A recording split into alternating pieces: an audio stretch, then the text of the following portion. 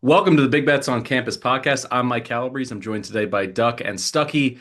It's time for some serious patriotism because now we tackle the American Conference, a conference that spans our great nation from the banks of the Hudson River to the white sand beaches off of FAU's campus to the Riverwalk in San Antonio. This league, just like last year, has potential to send a team to the 12-team college football playoff. So let's get into the teams. In terms of balance, we don't need to discuss necessarily the top dogs just at the top and then wait for the bottom to get into the dregs. In a weird way, if we go alphabetically, we're going to zigzag between really good teams and teams that are rebuilding. So let's just start, with the letter A with Army, 12-2 last year. They go undefeated in their maiden voyage there in the AAC, an Independence Bowl win over La Tech. Their odds to repeat as conference champions 10-1. Their win total sitting at 7.5. Nine starters returning, four on offense, five on defense, 86th overall in returning production. Now, Duck, I'm going to have you kind of get into the nitty gritty of this team, but let me set the table a bit here.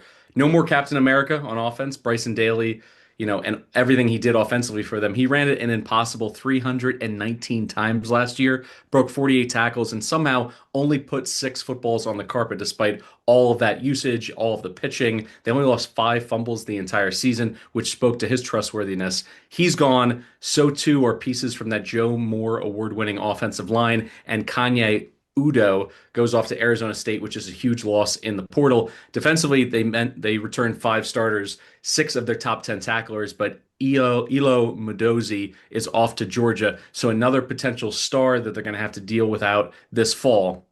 Duck, do we think they can reload, or do you think this is a massive step back for the cadets up at West Point? I think to expect a reload and a repeat performance of last season would be unfair. There were just too many stars that had to align last season for Army to go on a magical run. They had an electric playmaker at quarterback who fully understood the system and knew how to execute, make the right reads. Just very little mistakes by Bryson Daly at the quarterback position, and the execution was just superb. The A and B back play exceeded all expectations. You mentioned Kanye Udo, but the slot backs who were not explosive in 2023 had so much explosiveness last year in 2024 that they really needed. I mean, the offensive line connected and won the Joe Moore Award, and the schedule was really conducive to racking up the wins.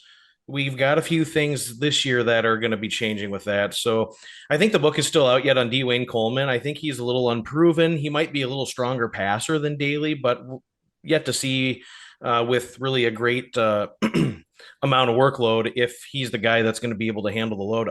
Udo is just a massive loss at the B back. He just did so many things for that offense, or at least had the threat of doing those things. So be interesting to see how they replace that. I think it's going to be Jake Radina, who's going to come in and pick up the slack at the B back position, and then they're pretty short up with the slot backs. So probably okay in the running back room, I would think.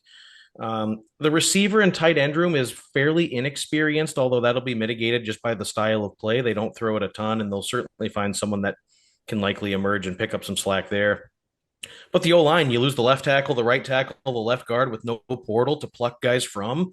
And you've also got the guy drawing it up, Matt Drinkall, who's no longer on staff. So I just think that you're due for a little bit of negative regression.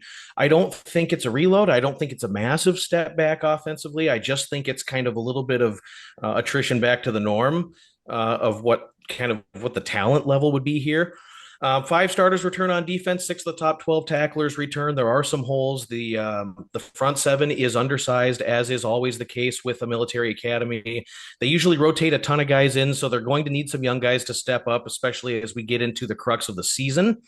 You mentioned linebacker going to Georgia. That's a big loss. And again, there's no portal to really portal in and backfill that. So with Elo Mudozi going out, it's a loss in that linebacker room for sure. I think the secondary is okay. They've got five back that played meaningful snaps last season, but there are three contributors that were gone. So yeah, there's some holes that you're just going to have to try to limit the damage lost by graduating seniors and good producers. Now, the schedule, I think, is a little bit more difficult. You've got to go to Kansas State early in the season. You play North Texas, who I think is an emerging program that'll have a significantly better defense. We'll get to them later.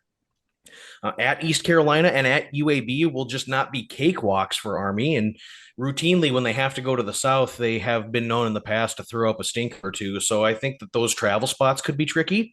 At Tulane, at Air Force, and at UTSA. provide some tough road environments for Army. And then you've got the neutral game at the end of the season against Navy, which is always a really hard fought competitive battle. There's like 8 games on the schedule they could lose. And you have your leader that's lost. You have the guys that are the catalysts offensively that you could bank on 3rd and 2, 4th and 2. You absolutely knew exactly what you were going to get, and they executed at a high level. I just don't think we see a ton of that this year from Army, or at least not as highly efficient as what we saw in 2024. The schedule's a little bit more difficult. They've got more tricky road spots. I go under 7.5 here. I think this is still a good football team, but not nearly the team that we saw and the magical run that we had from Army last season. Stuck, what do you think? Yeah, I went under here. It's one of my favorite win totals uh, in the American. The American, by the way, just to set the stage, very fascinating conference. I just spent the last 15 hours going through every single roster again and scheme changes but it's you have a bunch of options. Now you have 3 option teams.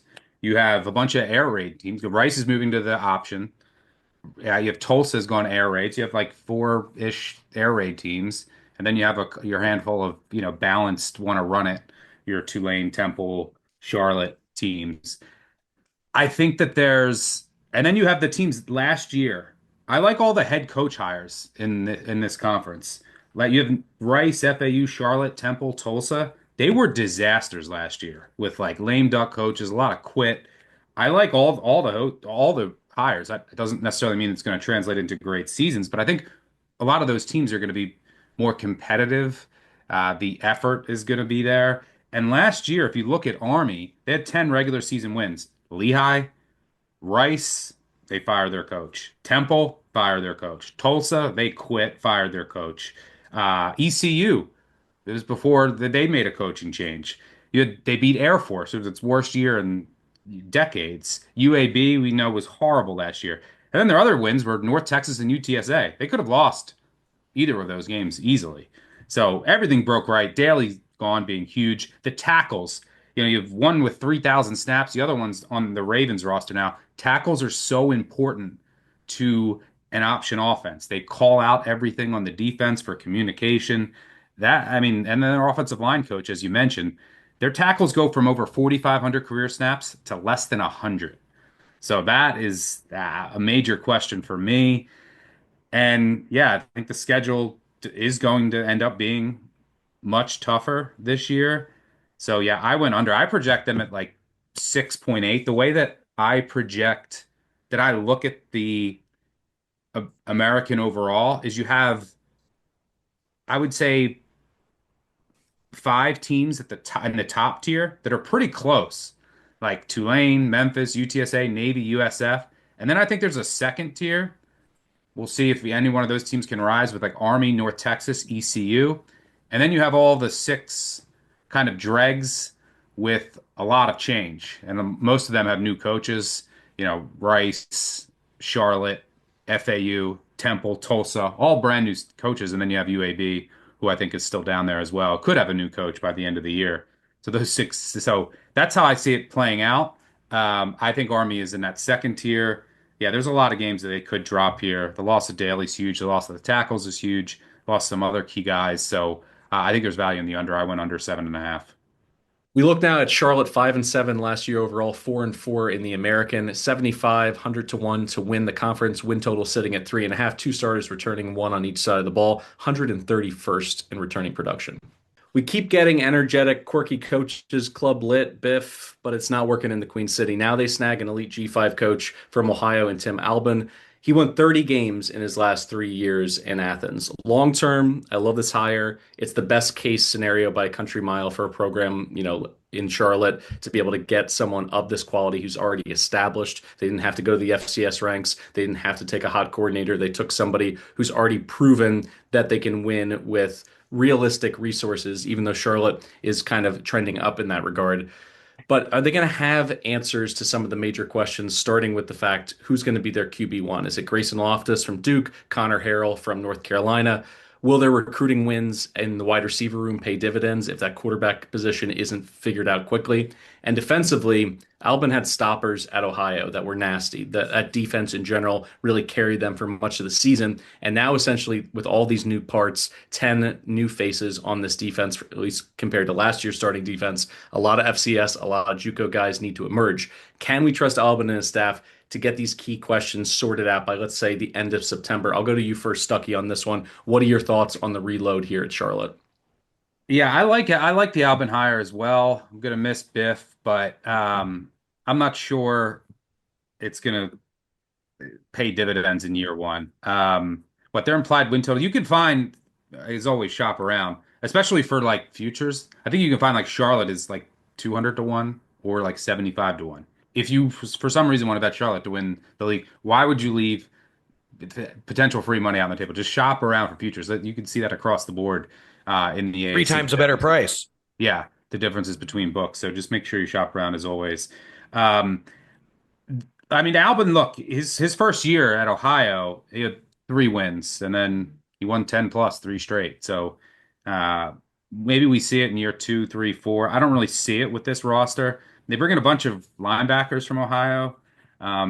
Maybe that's the strength, but their defensive line, they lose everybody, but they were bad last year. So I don't know how big of, I mean, Butler going to USF, maybe that's like the only meaningful loss, but he didn't play a ton of snaps. They have 0 career FBS starts on their defensive line. So we'll see how that comes together. In their defensive backfield, I, I like some of the additions they made, but again, unproven. They need their transfers to hit on defense. The offense, we'll see who ends up being the quarterback. Uh, Wide receiver, I mean, everything is unproven on this team. The offensive line in particular is where everything could go wrong for me. You lost your left guard to Cal, your right tackle to Pitt. You have your center King back, and then you just add some really lower level guys that you're going to need to hit. Not sure that they will. So the trenches on both sides of the ball are major questions for me. At least you do have some experience at quarterback. Like I said, we'll see who wins the job. But win total out there is either 2.5 heavily juiced to the over or 3.5 heavily juiced to the under. I project them at, let's see, I project them at like 3.2. So, I mean, I show a little bit of value on the over, not enough to get involved. The game that probably swings it, I mean, their schedule is brutal too. I mean, they're at Georgia, App State, and UNC in non-con. You assume they get a win over Monmouth is their other one. Um, but like, I think the game that probably swings it, there's a lot of it's tough for these bottom 6 teams because which one of them, with all the new coaches, which one, like, there's probably gonna be 1 or 2 teams that are really, really bad in the American. Which are those two? That's going to determine a lot of other fallout in the conference as well. But the Charlotte's 2 games against Temple and Rice at home. So what do you think of Rice? What do you think of Temple? Those 2 new staffs, those 2 new teams. That's probably going to go a long way in determining their win total. I thought about over 2.5 earlier, but I couldn't quite get there. Too concerned about their play in the trenches on both sides. So it's a pass for me on Charlotte. Duck, how are you seeing this, and how enthusiastic can you throw down a bet that gets tied up for 4 or 5 months when you don't even know the starting quarterback? And certainly with so many new faces on defense, you got to feel philosophically for what he wants to do, having watched a lot of Ohio football in recent years. But you can't have a lot of confidence that it's all going to work right away. And, Stuckey just mentioning the non-con, it'd be great to get a win over App State maybe at the end of the year if they were playing them and they had more continuity and more experience and had time to gel, but having to play them in that opening month, even a down App State team, it's going to take a yeoman's effort to get an upset like that. Yeah, overall, I think the hire too is a really fantastic hire. And if we see patience from the administration, I definitely think it'll work. But it's a full program rebuild. I think he'll make good on it. But offensive line looks to be in better shape than what they were when Biff left. And they're going to have to be because they couldn't run the ball with very much effectiveness. They gave up way too much havoc, 34 sacks, 78 tackles for loss. They tried to portal in as best they could with some of the limited pieces that they had. So they tried to piecemeal a roster together. EJ Mason and Tyre Brooks come in from the portal at the FCS level at receiver. That should be okay. They've got a young pass receiving tight end, Jake Young, who could be kind of the key that unlocks the doors for the passing offense. The reports that I read show that the QB battle is actually three ways, but Tim Albin just doesn't speak about it to anybody. So he just will not really tip his hand as to who's going to start. So I would guess it would be Loftus, but I mean, there's no way to know what he's thinking in the quarterback room. So really hard to say. I think the defense, they'll play physical defense. They'll play that sort of Ohio style defense if they have the bodies. They clearly do have the bodies in the linebacker room based on what you said with all the Ohio linebackers coming over. I think the secondary, the two deep grades out pretty well, but they just haven't played together. So we have no idea on the cohesiveness. We don't have any idea what they're going to do, once they get into live game situations and have to face some of those attacks. Special teams is a complete mess, so I'm sure that'll be shored up in time with Tim Albin, but just right now it's just not overly great. The non-conference is tough. Look at how they end. I mean, North Texas, ECU, UTSA, Georgia, Tulane, they're not winning any of those. It's barely likely that, probably not winning the first two.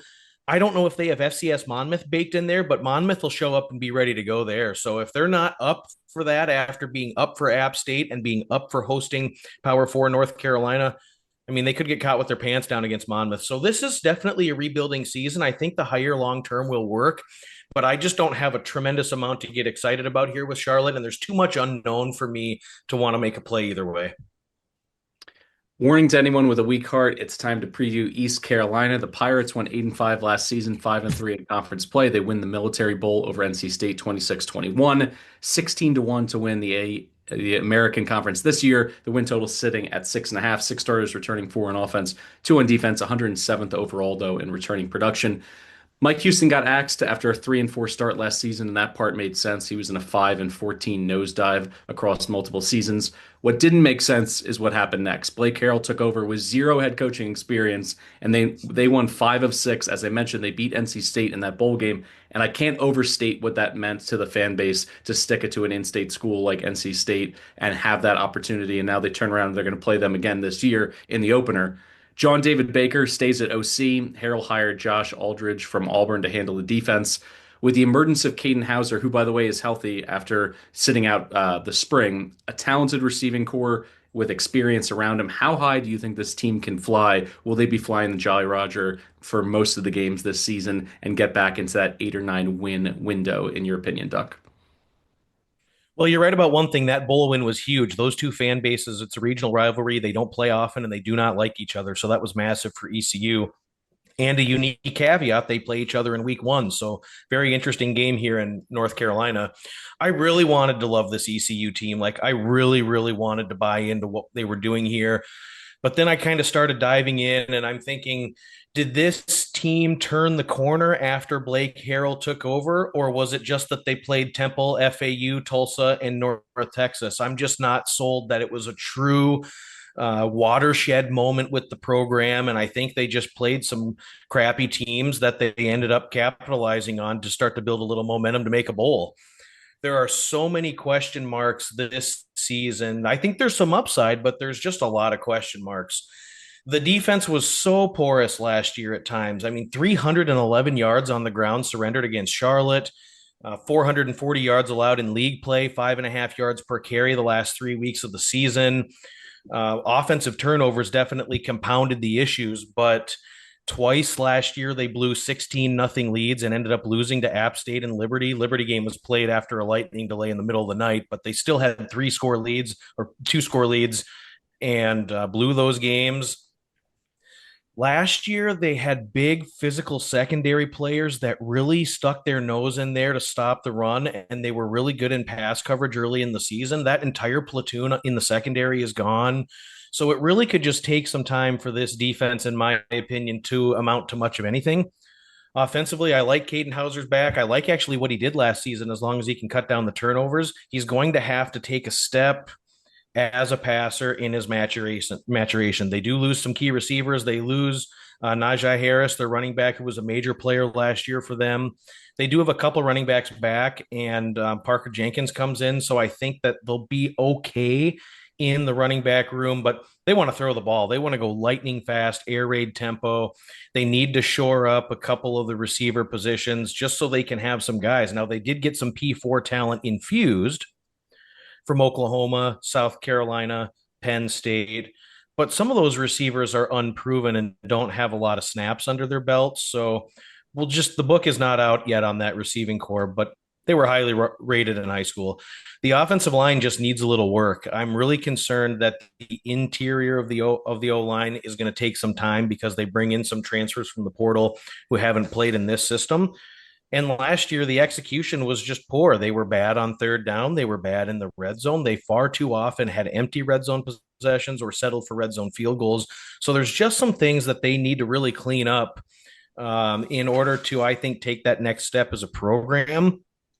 I was initially thinking like this could be a conference long shot at 22-1 or whatever that opened up at earlier in the summer.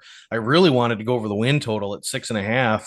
But then when I'm looking at the schedule, they got to go to NC State. BYU comes into town. They go to Coastal. And I just mentioned that because last year with those regional games against App State and Liberty, they just didn't go very well.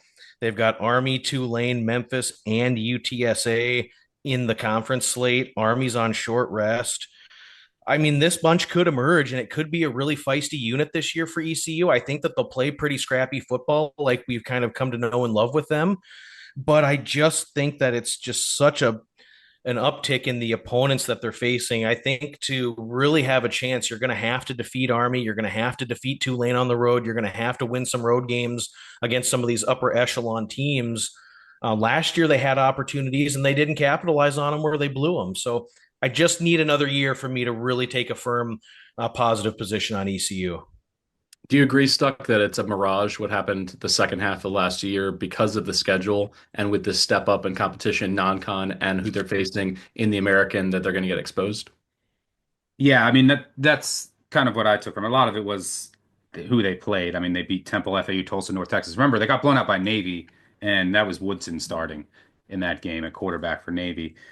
The secondary is going to be way down. I mean, way down. You lost Revel was hurt last year. He went to the Cowboys, but Rogers was really good at safety. And you lost a bunch of others, and I don't think that they. I mean, you're relying on like Wilk coming back and playing safety again, a kid who was here a couple of years ago.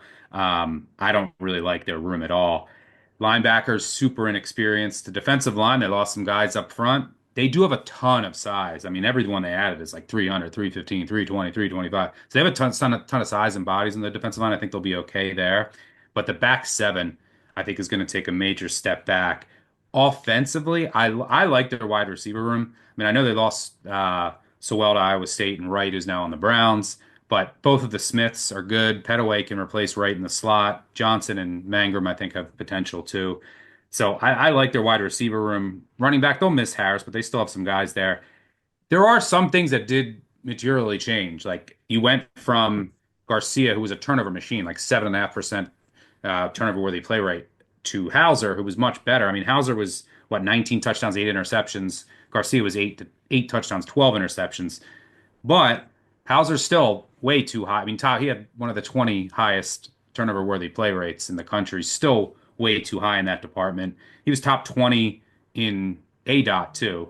And then he actually had the lowest time to throw. They get rid of the ball quick. This is air raid. This is Bryles Kiffin type offense, wide splits, you name it. Baker also came down from the booth to the sideline. I think that had a positive impact as well. But I think mostly it was the schedule.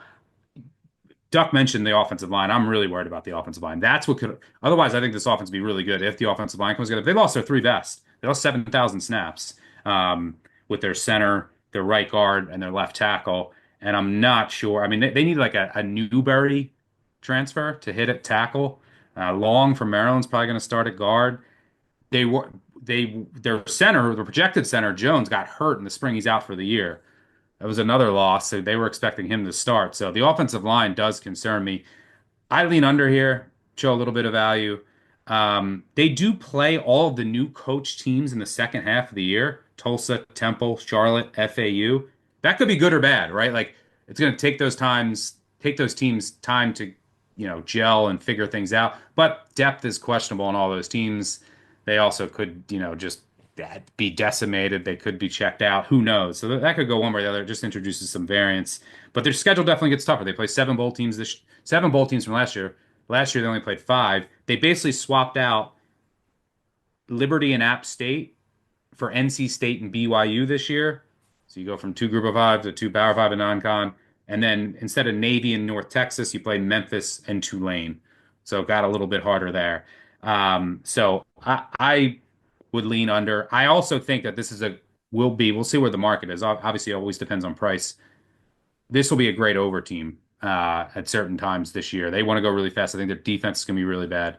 As long as their offensive line is semi-functional, they're going to be a great over team. I was sad I mean, everyone's going so quick in the market in the summer. Someone already hit the East Carolina NC State. I hate high total overs early in the year on week one, but that's one I had circled. It did already get hit. I still might jump in, but that profiles NC State's defense should take a big step back as well. But East Carolina's going to go really fast.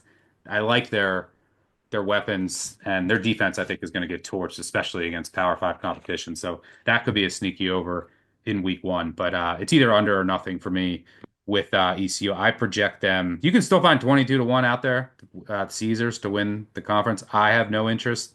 I personally project them at 5.8. Their implied win total is 6.25, so a little bit of value in the under. Football season is here, folks, and we've got some huge improvements and updates coming to the award-winning Action Network app. We're very excited to discuss those in the weeks ahead. But to get the most out of the app, you still need to be an Action Pro subscriber. It's only with Action Pro you get real-time pick alerts from me, Duck, Stuckey, and Colin, and the entire Action Network team of experts. Plus, you can access pro projections powered by Sean Kerner and our predictive analytics team, plus a million other benefits. And right now, just for BBOC listeners, you can save $20 off the annual price of Action Pro. Just go to actionnetwork.com/pro and use code BBOC20. That's actionnetwork.com/pro and use code BBOC20 for $20 off the annual price of Action Pro. We just mentioned teams that could potentially be a good over bet on a weekly basis. Let's talk about the FAU Owls, 3-9 last season, 1-7 in conference play, 75-1 to win the American. Their win total is set at 4.5. Only one starter returns, and that's on offense. 112th in returning production overall, 120th specifically on defense. We've seen this movie before. You take an FCS coach, you take, a quarterback, you put it together. It's not the exact same situation, but we got some of the same characters. Kitley and Zappi and a host of receivers led by Jarrett Stearns came to Western Kentucky from Houston Baptist, and they took the world by storm. Zappi set the FBS passing record for yards and touchdowns in the season. The Hilltoppers went 10-4 against the spread that year, and also 10 of their 14 games cashed the over. Now, Kitley reunites with a quarterback he recruited in Caden Veldkamp, brings his favorite target with him in Easton Messer. The buzz out of spring was that they could not be stopped offensively. Veldkamp in particular looks sharp as hell. I think if this offensive line holds up, they're going to pop across the board because of that quarterback, play caller, number one target continuity. As I mentioned, though, only one returning starter. So how long does it take for everybody to work in concert together? Defensively, 0 returning starters. Brett Dewhurst is in his mid-30s, never called plays before at the college level. And he's, as I mentioned, super green unit, 120th in returning production with 0 full-time starters there. They have some potential starters from Big Ten schools like Minnesota and Rutgers. They have an edge rusher that I talked about in an earlier episode, in Eric Brantley Jr., who could maybe vie for double-digit tackles for loss. But I think it's going to be shootout city across the board for this offense. How do we play these guys week to week? I think that's where more of the value is, because I do think there's some significant variance in the fact that they could score 38, 45 points and lose an AAC game. So it makes it difficult for me to get in on the win total. I'll go to you, Duck, in terms of anything else you're seeing under the hood in this first year with Kitley at the helm. Well, they could score 38 or 45 points and lose by 2 touchdowns. That's how bad this defense could potentially be. I actually went under on the win total 4.5. I bet it earlier in the summer. There's a lot of variance here. We'll talk through it here. This is the only time that we go under on this program all year. Week to week, we got to go over because the offense is going to absolutely be electric this season. We're going to see fireworks week to week. They're going to go blazing fast. They're going to go pass happy. We've seen this regimen work out before with Kitley when he brings in his guy who brings in his receiver Dilfer, who runs their system. And now Kitley gets to kind of have the shackles taken off of his wrists. He doesn't have to answer to anybody. He has complete and full control over this offense as the head coach. Video game numbers expected here. I expect tremendously high scoring games. The offense with Veldkamp is, I mean, he's in full control of the system. He's familiar with it. I think he's going to just hit on all cylinders on day one. And they have a capable backup if something happens to him, and Zach Gibson, who comes in via the portal. The running back room is shored up, I think, with a couple guys that they've got in. Xavier Terrell comes in, and Jamari Sands will come in and split carries. So if they do sneak in the run game, they'll have some serviceable pop there in the running back room. 4 or 5 decent options in the receiver room. We mentioned Easton Mester, who comes in with Veldkamp, but Jabari Smith is fine. Quincy Brown will provide a good target. J.R. Wilson comes in from Virginia, so they definitely have some players in the receiver room that can make plays.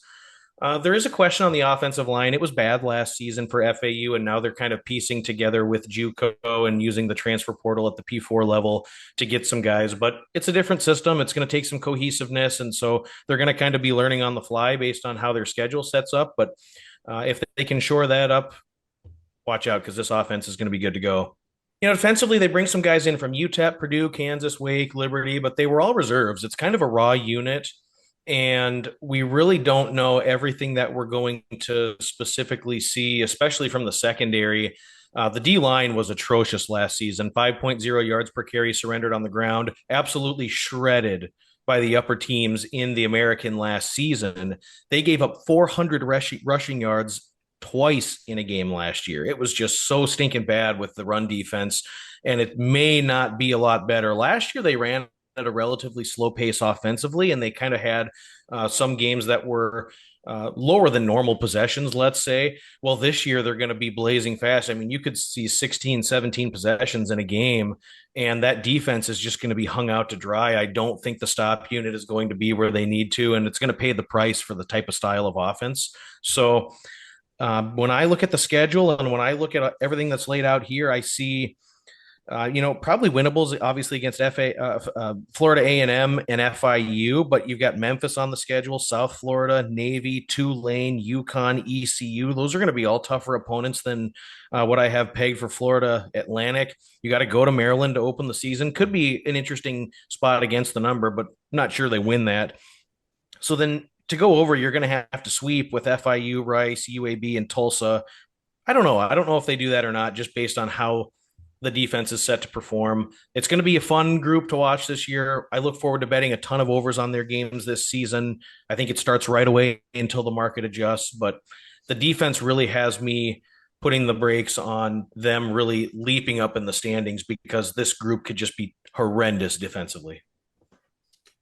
Yeah, I mean, I project right around 4.5, so I don't see any value. But you guys need to pump the brakes on this offense being the greatest show on turf. I mean, how many times is Veldkamp going to throw it to Messer? I mean, what is he going to have? 280 catches? I think he'll have 280 targets for sure. We'll see if he catches all of them. But yeah, I think he's going to spam them all the time. Wilson could be okay, but I still have questions about the running back room, the wide receiver depth, the tight end room, the offensive line.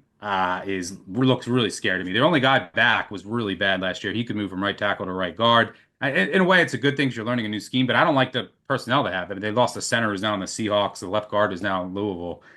They're going to need Richardson and Gene to step up. Ugh, I don't know about that. They have 18 career starts in the offensive line. That could be a disaster. So I'm not fully sold on this offense being lights out, especially right away.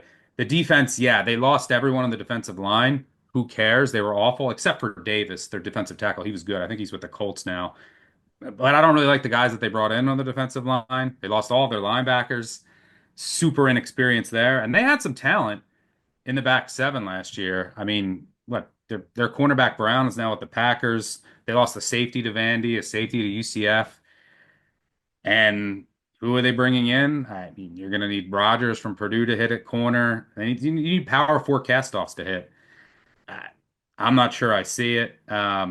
So, yeah, they're double-digit dogs in 4 games. They got a tough road slate. Basically, Duck painted the picture how they get over.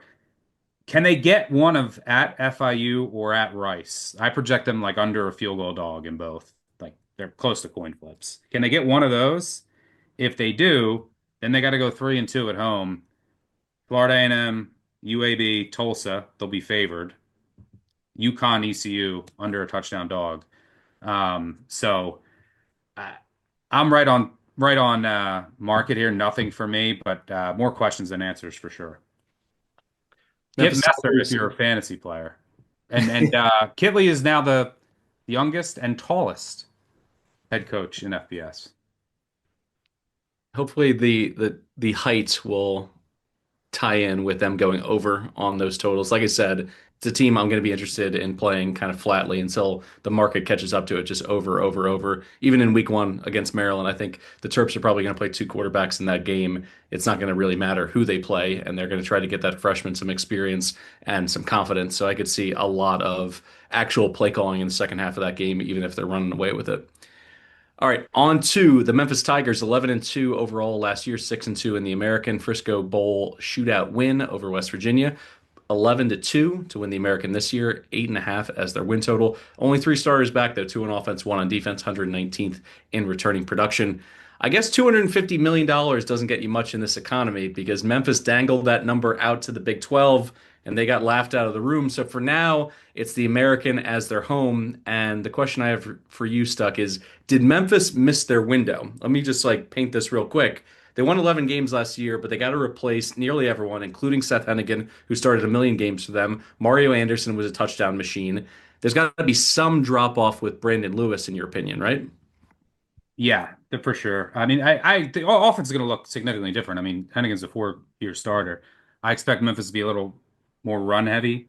Uh, they lost their top two backs, but you're going to have Lewis who can run the ball. They get Smith back from injury at running back. Rosier's back. So I think they still have a good backfield. And when you include Lewis in that, they can run the ball. The question is the offensive line going to enable them to do that? And that's one of the biggest questions I have on this team because you lost Holler at center, who's really good. You lost your left guard Hill in the spring to Colorado. That was a huge loss. You basically lost everyone except your left tackle Adams and Breland, who not sure he's up to par. Like you're going to need a Harvard, UConn transfers to really come in and hit outside of. I mean, the offensive line has a ton of questions. Wide receiver, you lose your top three too. You're going to need some transfers to hit there. So wide receiver is a question for me as well. Like who's the number one? They had a ton of injuries in the spring, so like there was, what's this depth chart going to look like? It was hard to get any intel on what they look like in the spring, but I imagine they're going to look a lot different on offense. Try to go run heavy. The bottom could fall off out of this team. Like there's just a ton of variance but they're recruiting well. They brought in a good portal class. They have money. I don't think that their shot at the playoff is shot because they have money from FedEx and they're still recruiting well. I think they'll eventually get there one season. I don't think it's this year, just with how much turnover they had. And then, I mean, their offense loses a quarterback to the NFL, your top two backs, your top three receivers, two to the NFL, a tight end to the NFL, and four key offensive linemen, one to the NFL. So that's major. And then on defense, you could start 10 transfers. They might start 10 transfers on D, on 9 on offense. That's what this team is this year. This is just your transfer heavy team. Could it be a Florida State? They could. Could it go really well and they could win the league? Yeah. And they go to the playoff. There's a ton of variance. I don't see them being a playoff team. But I mean, I think they're in that top mix. They're with like Tulane, UTSA, Navy, South Florida, and there's like almost nothing separating those teams. But I think Memphis has more variance, and I think a little more downside than some of those teams. I mean, even in the defensive backfield, you lost both your corners to the NFL. So, and this defensive scheme needs good linebackers. Well, you lost a linebacker to the NFL, another to Florida State. I'm not sure that they have them here, like Brumfeld, Rosell, like Watts, like these guys. They don't really move the needle for me. So I think their linebacker play, their cornerback play could take a big step back unless a guy like Cooper from Florida State really hits at corner. A lot of questions. Worried about their special teams too. So last year they had 15 players on defense with 150 plus snaps. 14 are gone. Now, this is a brand new team. I don't think that they're markedly better, or I'd say I don't think they're better at any position group on paper than last year going into this year. So I mean, they could end up being better. Like I said, there's a ton of variance, but I don't personally see it. Having said that, like what's their win total is sitting at what 8.5. You can find over 8.5 Eight and a plus half. 115 is the best price out there. Um, I project them that's implied like 8.2 ish, 8.15, depending on what price you get. I mean, I project them at around 8.5, so I actually show a little bit of value in the over. Like I have them favored in 11. Do I have them favored in 11 games? Probably. Yeah, that's where I want to hop in, Stuck, just real quick. Because what's interesting, I'm nodding along with everything that you're saying in terms of not only the production, but the stars that they lost. But unlike a lot of G5 schools that try to figure out what their ceiling is by challenging themselves in the non-con, that's simply just not the case with Memphis. Like they could be a diet version of the 2024 team, and we won't even really know if that's the case until late October because this schedule is just made to stack wins. An FCS opponent at Georgia State, at Troy, hosting Arkansas in an awful spot for the Hogs, stuck between Ole Miss and Notre Dame. Throw in FAU, Tulsa, and UAB. We're already at 6-1 or 7-0 without really knowing if they're like even 95% of what they were last year. So I think maybe just from a win total perspective, if you had to play it, you need to go over because of the schedule. But I want to like set an alarm for myself when they get out of that downy soft opening, those first 7 games, to then say, all right, if there's an overreaction by the market and some of these prices are off by 3, 4, 5 points, it's time to start fading Memphis late. And then also we get the benefit of watching all these new faces, seeing how Lewis looks at quarterback. What do you think, Duck, in terms of them being challenged at all, other than, like I said, Arkansas, obviously an SEC team, an SEC brand with those kind of athletes, but that's the exact moment that you want to host Arkansas because I think it's the perfect letdown look ahead spot. Yeah, definitely a spot for Arkansas to exhale before they have to gear back up for Notre Dame. It's a spot I had circled in red ink in the summer, and I'm sure Memphis did as well. So they'll certainly be ready to go for that one. I'm certain of that. Be interesting to see what the line comes out at, but anything north of a touchdown, I think Memphis will definitely be worth a look. This is a high variance team. There's a lot of portal comings and goings. There's a lot of new faces here at all 3 levels of the defense. I think that they could be better than we might think just based on the fact that these are guys who have played snaps. They've got game experience. They contributed at their other stops. Now they're going to have to gel cohesively together, but I like the fact that we've got a group here that has actually played football before and in meaningful games. So it's not like they're completely green and don't know how to play at the FBS level. So I think that while high variance, they could be okay, and they're going to have some time to figure it out. I think when you look at the schedule with Chattanooga, Georgia State, and Troy, certainly games Memphis will be favored in and should win. So we'll have a little bit of time to kind of get things ready to go that first 3 weeks of the season. And then after Arkansas, you're going to get FAU, Tulsa, and UAB. So, I mean, the schedule is just so conducive here to a very, very strong start.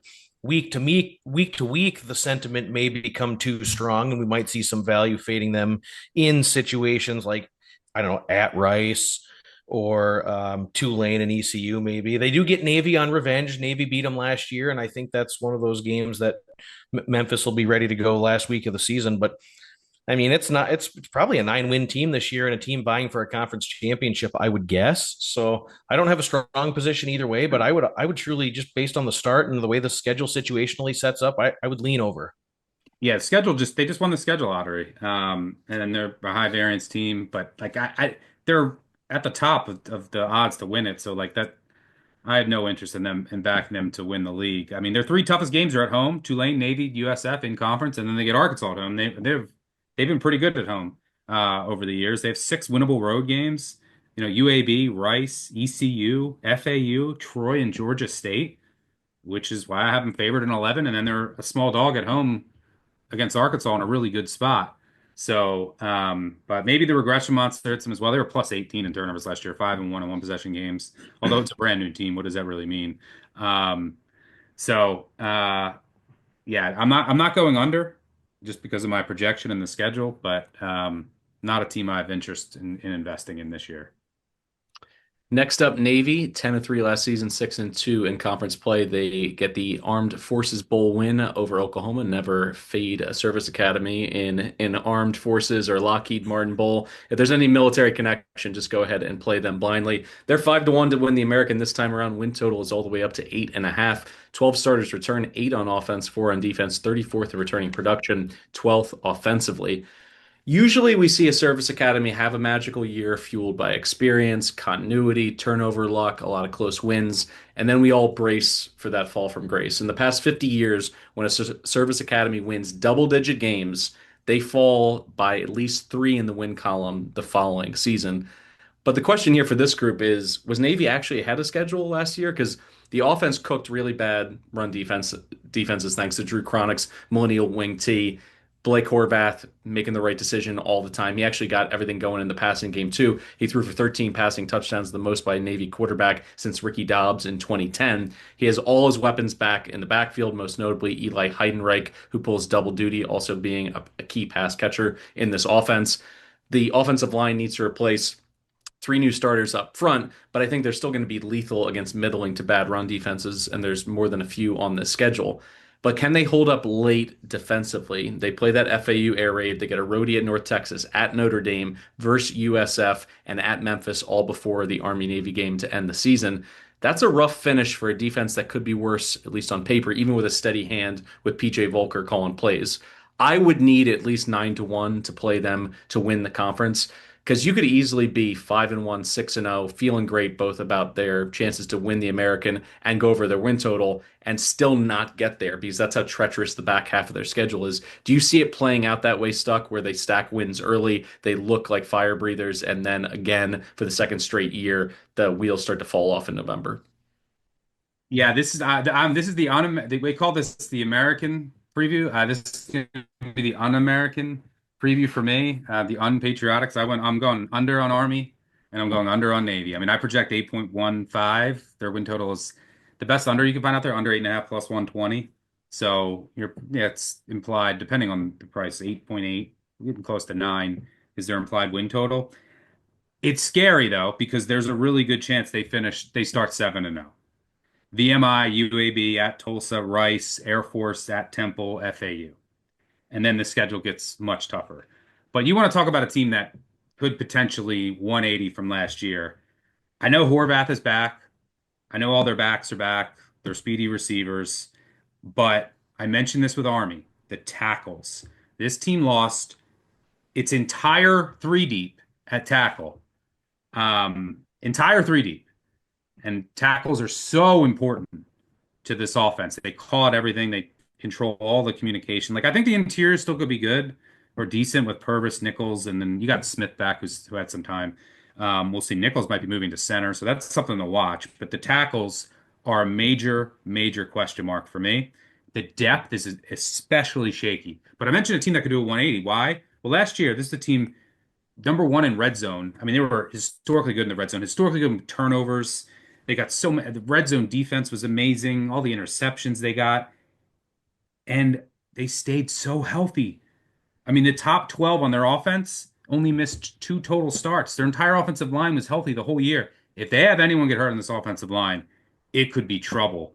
Bad. I mean, it just could all fall apart.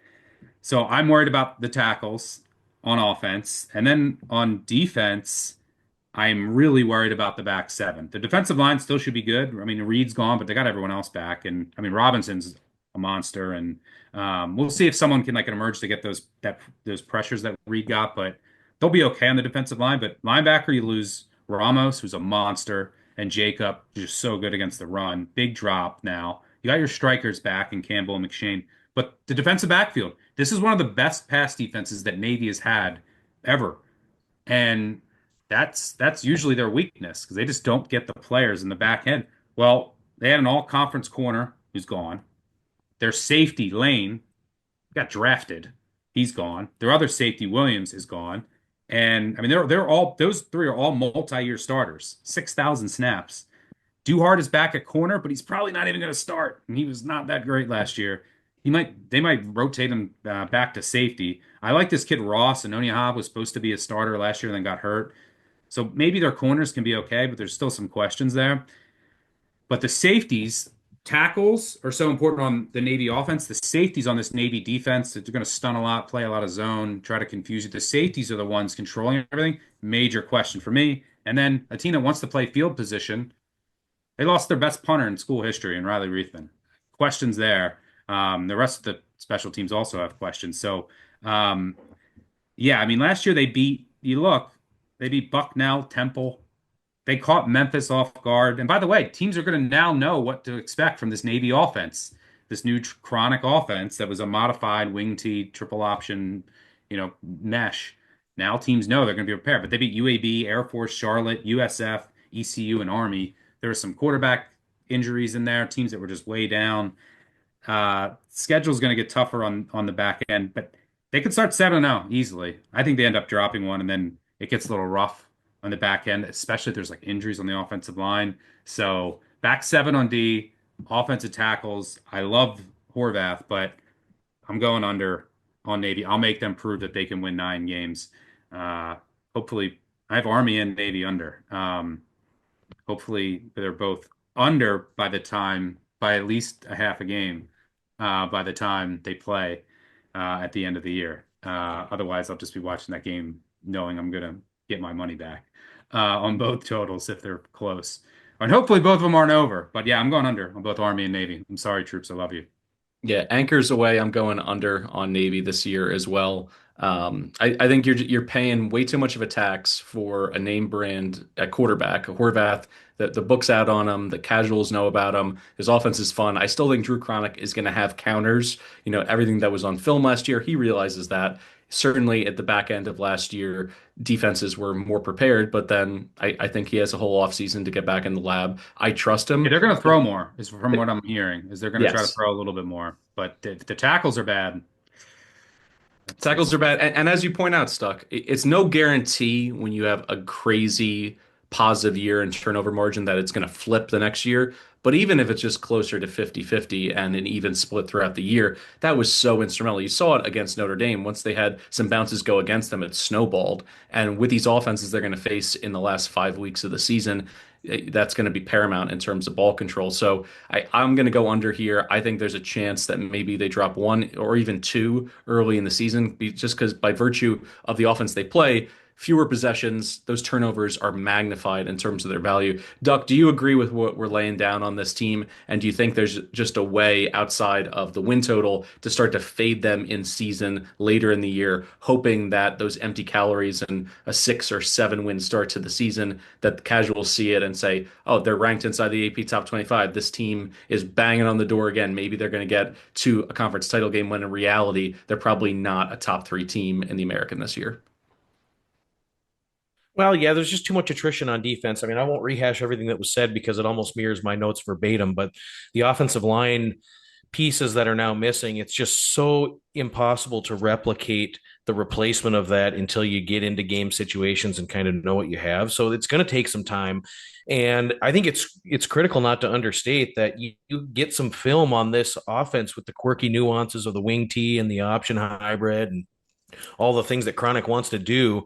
And once you had some film on it, teams were able to adapt a lot easier. You saw less explosivity. You saw Navy really have to grind out possessions in this basically last third of the season. They had so much explosivity early in the season, and that kind of just went away. And so when you look at the back half of this season now in 2025, they're going to be playing some tougher defensive football teams, and they're going to be also playing some capable offenses. And so you're going to have to really stress matching these teams score for score and getting stops. And it's not the same platoon out there. So I think we will see tougher sledding. I don't have a real strong opinion on the win total either way. I'd lean under. I didn't play it, but I thought there's better options out there to play the win total. But yeah, I think a lot has to go right this year for Navy. They'll have to be very, very fortuitous to repeat the type of run that we saw out of the middies last year. Now we're splitting this American preview into 2 parts, but before we get to the last team here in part one, Stuck, you have a little invitation for listeners who are going to be in the Chicagoland area for week 0. Yeah, 23rd, week 0, Joe's, be there. You don't even RSVP anything, just show up. We'll be there all day from the start. I think 11:30 a.m. kick. Come hang out with us. We'll all be there. Colin, myself, Duck, Calabrese. So come hang out. I'm looking forward to seeing some of you again, meeting some of you for the first time, and would love to buy you guys some drinks and sweat some games to kick off the college football season. So make sure that you show up if you're in the area and are available. I promise it'll be a ton of fun. All right, North Texas, 6-7 last year, 3-5 in the American, lost 30-28 to Texas State in the First Responders Bowl. Just about 20-1 to win the conference. Their win total sitting at 6.5. Six starters returning, three on each side of the ball, 79th in returning production, but 30th on defense. They were 5-1 last season for a start. They were absolutely cooking with Chandler Morris. Then they lose a shootout to Memphis 52-44. No shame in it. They went down swinging. They actually outgained them. They had 653 total yards in that game. But then the same result against Tulane, a 45-37 loss, outgained the Green Wave again. But the bigger loss in that one was that Chandler Morris's shoulder got banged up. They never listed him officially as somebody who was struggling with an injury, but it was clear to see for everybody. Not only was he gutting through it, but they had to change their play calling mix, their run pass mix, and the wheels just fell off because of it. For the rest of the season, they just didn't have that same bite offensively. So they start 5-1, they finish 6-7. And now we're going to have to assume that they're going to find an answer or replacement for Chandler Morris, who's going to be in Charlottesville playing for UVA, Reese Poffenbarger or Drew Mestamaker. I trust in this Eric Morris offense, just to be totally honest. Reese balled out at Albany. If you go back and watch his play for the Great Danes, he was somebody that was not just a threat through the air, but also he had a little bit of speed. He could scoot when he pulled the ball on some of the reads. Mestamaker as well is somebody who can use his legs. So I assume this offense is going to hum. The question is, can they get any stops? They snagged Skylar Cassidy from Sam Houston to fix this defense. What a hire to be able to go in state and grab somebody from an emerging power like Sam Houston, who's coming off a 10-win season. So much of that was laid at Cassidy's feet. Do you think he can get this defense fixed, Duck?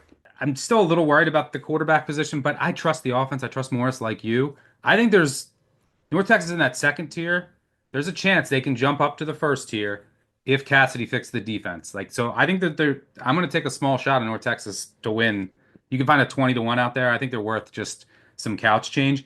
The bet is you trust in the offense. I think his Mestmaker is going to win the job, but you also have quarterback depth if there's injuries. You lost a lot on offense, but I think they have the pieces there to be okay.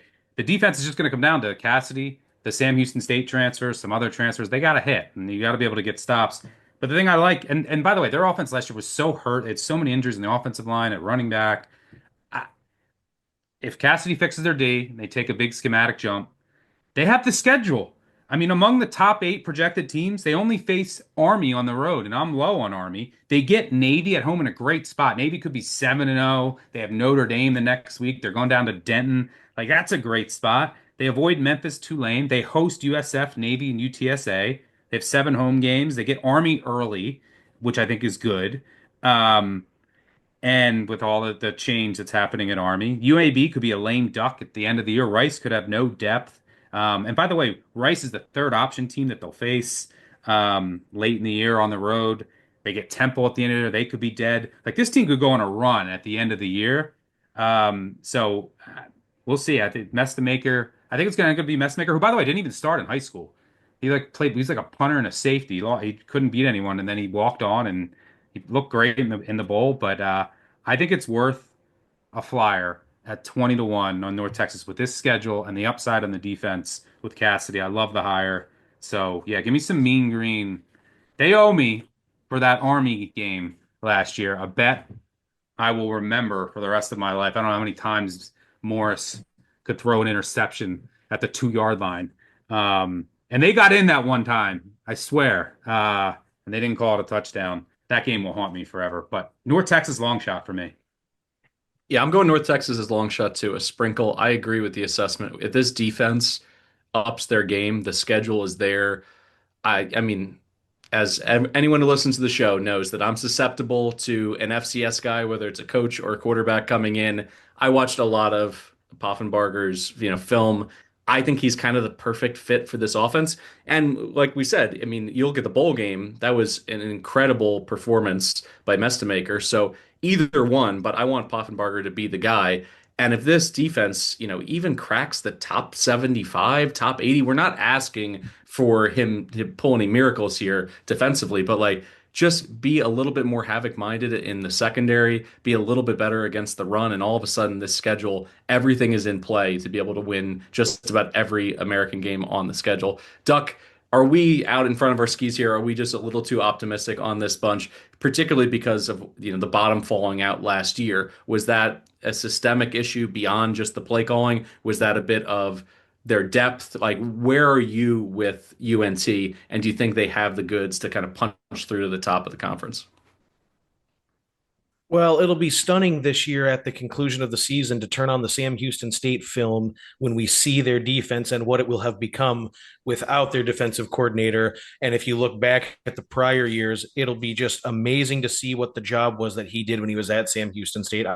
I think that he'll have an immediate impact on this defensive unit. I think that at times, they struggled with havoc. They struggled with explosive plays allowed. Their third down D, however, and their red zone defense were actually pretty good. So they already have a few things to build on. They allowed just 39% third down conversions. They allowed 56 trips into the red zone, but only 33 touchdowns and 16 red zone field goals. So they do have a few things that they can actually build upon, but schematically he'll draw it up. And I think with what they have for the talent infusion, you look at the defensive line, they have a decent bunch coming in, a couple guys from Sam Houston State, and then the backups are at least experienced. So if they're going to rotate some guys in, they actually have some intestinal fortitude on the defensive line that should be able to hold up during the entirety of the season. I think the linebacker room will really benefit from Trey Fields and Samaje Burrell coming in from Sam Houston. Those were two solid players for them last season that'll just kind of fit right in with what he's looking to do. Secondary should be shored up, and I think we'll see a little bit of that. It may not be an overnight turnaround, but they'll be a little better at limiting the explosiveness. Maybe they get a little more pressure, which we'll certainly see the secondary as the benefactor of that. So, yeah, I think defensively this group will be night and day better than what we have seen. And even some of the metrics, it's like they weren't complete garbage last year, even though they played in a high tempo system and they gave up plenty of yards and points. It wasn't all bad. So there's some things that they can kind of framework this defense around and probably shore it up. Okay. I like over the win total too. 6.5, I think is light. I think there's 9 games that they show up feeling really good that they have a chance to win, including all of the non-conference games. Lamar, Western Michigan, descending Wazoo, in my opinion, descending Wazoo team, descending South Alabama. I think those are all games that they have a complete shot, if not to be favored in, to win those non-conference games. They get Army early in the season, as Stuck had said, which I had in my notes. You host South Florida, UTSA, and Navy. I mean, really, to have a shot at the conference, you got to win maybe one of those, and you can have yourself at least in position to be in the conversation. They should breeze through 4 of the last 5. I think this schedule is very conducive to an improving defensive unit. The offense should be plug and play with Reese coming in from Albany, via Miami. And yeah, this is a team that I definitely think is ascending this season. I think they're going to surprise some people in the American. Absolutely 20-1 or greater. Take a quick flyer on them. There's absolutely no question. This is going to be an improved group. Let's talk Rice. The Owls were 4-8 last year, 3-5 in conference play. They're now 80-1 to win the conference. Their win total under a new regime is sitting at 3.5. 6 starters returning 3 on each side of the ball, 118th in returning production. If you listen to our G5 primer episode, we went deep on Scott Abel and what he brings to this job. He's a perfect person to take over for a Rice school that has high academic standards. They don't have a lot of resources in terms of NIL money to go into the portal and to lure players in that way.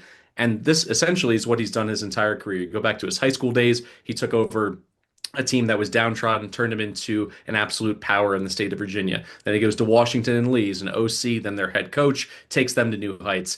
And then at Davidson, what was really interesting is that it was a program at the FCS level that didn't have scholarships. He's still able to turn them into a rushing juggernaut. If you look at the last 15 years as a play caller, 10 times out of those 15 years, his offense led that level nationally in rushing. He does it because he was inspired by that Tom Osborne I-back option play. He started under center in the high school days and then over time slowly moved that back into the shotgun. And his gun option attack is something that coaches all around the country come in to Davidson to try to take little pieces to add wrinkles to what they're doing in their read game. It makes them so difficult to prepare for. And even in a conference where there's multiple triple option teams, what Rice is going to do is going to be specific to them and difficult to prepare for.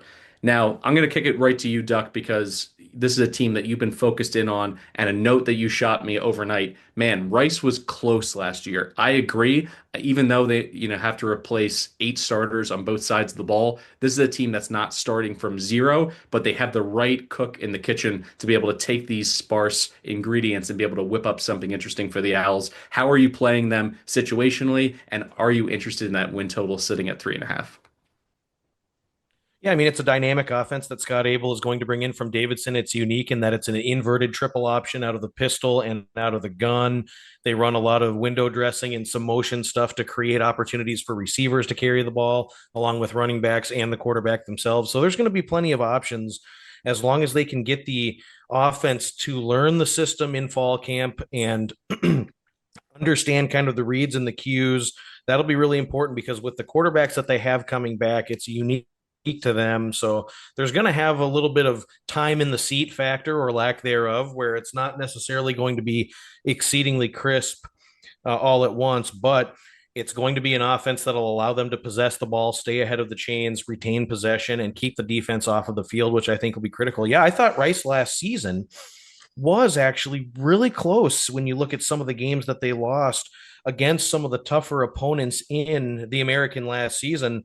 I mean, my goodness, they beat UTSA. They were right there with Tulane, beat Navy, beat South Florida. I mean, it was really an emerging team, and I think that there's good things in store for Rice as long as they can get it together. Now, the defense is thin, and there is a lack of depth, and so it's going to be interesting to see specifically in the secondary, which they could shore up okay. The front seven is of concern, and I think they'll be able to get run on just based on the personnel that they have coming in through the portal, and then the young guys from last year that are now being asked to step up.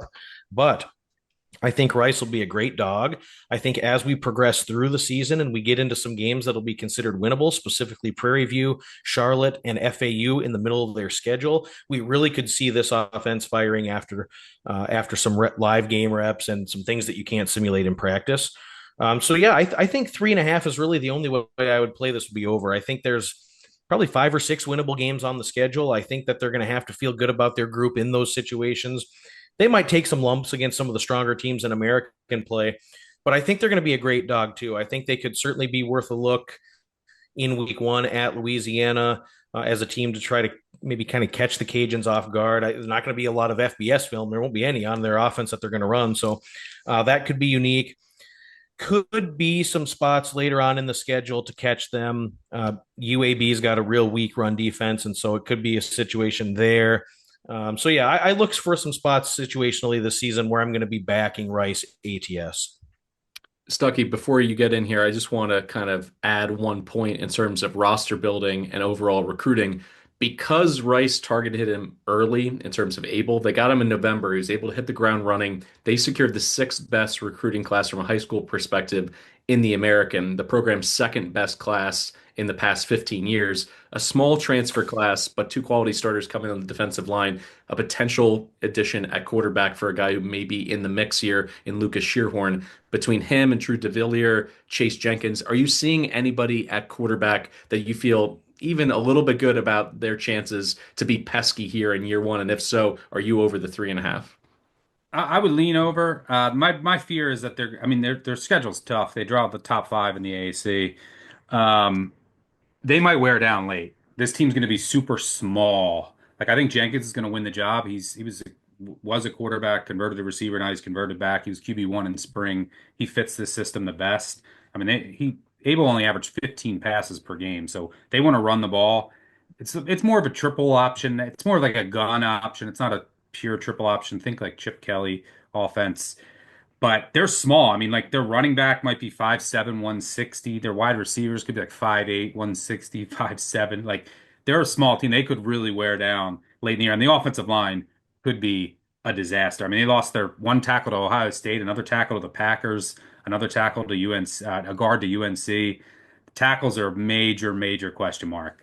Like their offensive line could be really bad this year. That scares me with this offense. So it might be a long year on South Main. You mentioned the portal class, like they're a bottom 5 portal class, like not a lot of talent brought in. I think they're trying to build the program with a unique scheme. I think that's what you want when you have the high academic standards at a place like Rice.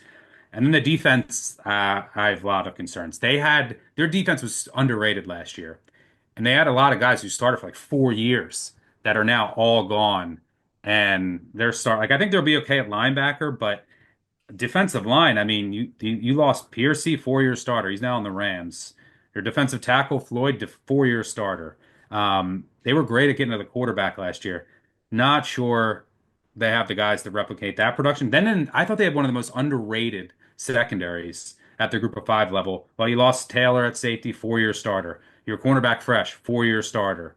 Your safety Flowers, he went to Va Tech. You lost your other corner as well. Super inexperienced. That secondary might have went from a strength to a weakness. Um, like, yeah, I mean, you might be relying on like Porter and Crump from Houston Christian. You're going to need them to hit at cornerback. Um, so, And you yeah, lose that DC that was drumming it all up. yeah, I think that they will be an intriguing dog to back. My numbers say, I mean, I project them 3.9. So my numbers say slight over, but I'm worried about them wearing down. I'm worried about the offensive line and a lot of pieces on the defense. So I'll be looking to back them, but pass for me for season-long bets. Next up, the South Florida Bulls, 7-6 last year overall, 4-4 in conference play. A Hawaii Bowl overtime thriller, a win over San Jose State. They are 5-1 to win the American win total at 6.5. 12 starters returning, 6 on each side of the ball, 14th in returning production overall. The headline here, let's just get it out of the way. Will Byron Brown stay healthy and be a star in the Veer and Shoot as he was in 2023? If he doesn't, well, shit, because Bryce Archie just chose the Cincinnati Reds and a bag of cash. So if this goes sideways with an injury as it did last year, the Bulls are going to have to work with freshman Lachlan Hewitt, who did ball out in the spring, but you got to, take your lumps with a freshman quarterback. So could that mean another lost season for them if it's all banking on Brown staying healthy? If he does stay healthy, though, let's talk about 2023 for a second. 4,100 total yards, 37 total touchdowns, killed Syracuse in the bowl game, ran for 92 yards against Alabama. With 5 other starters around him, a vastly improved offensive line potentially, and playmakers like Keyshawn Singleton, Chaz Nimrod, Cartavius Norton at running back. You got to have good injury luck, but the offense could be fierce. The defense ranked 109th in S&P Plus last year, projected to finish all the way up to 107th in S&P Plus defense this year. So let me start here, Stuck. Is putting any faith in a Todd Orlando defense just asking for it, or can the linebacking core and secondary really take a step forward? Yeah, I mean, secondary, you got Rucker back, who's I think is really good. You do lose two solid ones in the secondary to Power Four teams in Austin and Bayard. The linebacker should be solid. Defensive line, they had three. Their defensive line was good last year. They could really get after the quarterback. You lost Doug Blue, Eli to Rutgers. You lost Gooden to LSU, and then Hawthorne's on the Rams. But I like who they brought in through the portal on the defensive line, so I think they'll still be pretty good there. Do I really trust Orlando? Not really, but I trust Golish. I mean, I think that this team, I mean, I project them at 6.8, so I show a little value in the over. The reason I'm not going over, and I'm going to win the conference. This is my horse. North Texas is my long shot. I think South Florida is right at the top with those top 5 teams. There's like not much separation. The reason I'm not going over the win total and I'd rather take a longer shot is will Brown stay healthy? Number one. I mean, he even missed the spring game with a hamstring injury. I was like, of course. They say he's fine now, but he's got to stay healthy. And the beginning of their schedule is brutal. Like, how beat up are they going to get? They start Boise at Florida at Miami. I'll be on them week 1, by the way, against Boise. Anything over a touchdown. A potential money line, as Colin likes to say, in the dirty South. Do you like that? Yeah, you got the humidity too, the humidity factor early on in the year. I am worried about running back. I mean, Wright, Joyner, and Keith were so good for them last year. Like they added Franklin in the spring, Norton. I don't know if they're going to be as good, and they had a ton of injuries in the offense last year for what it's worth. But their running backs were so good.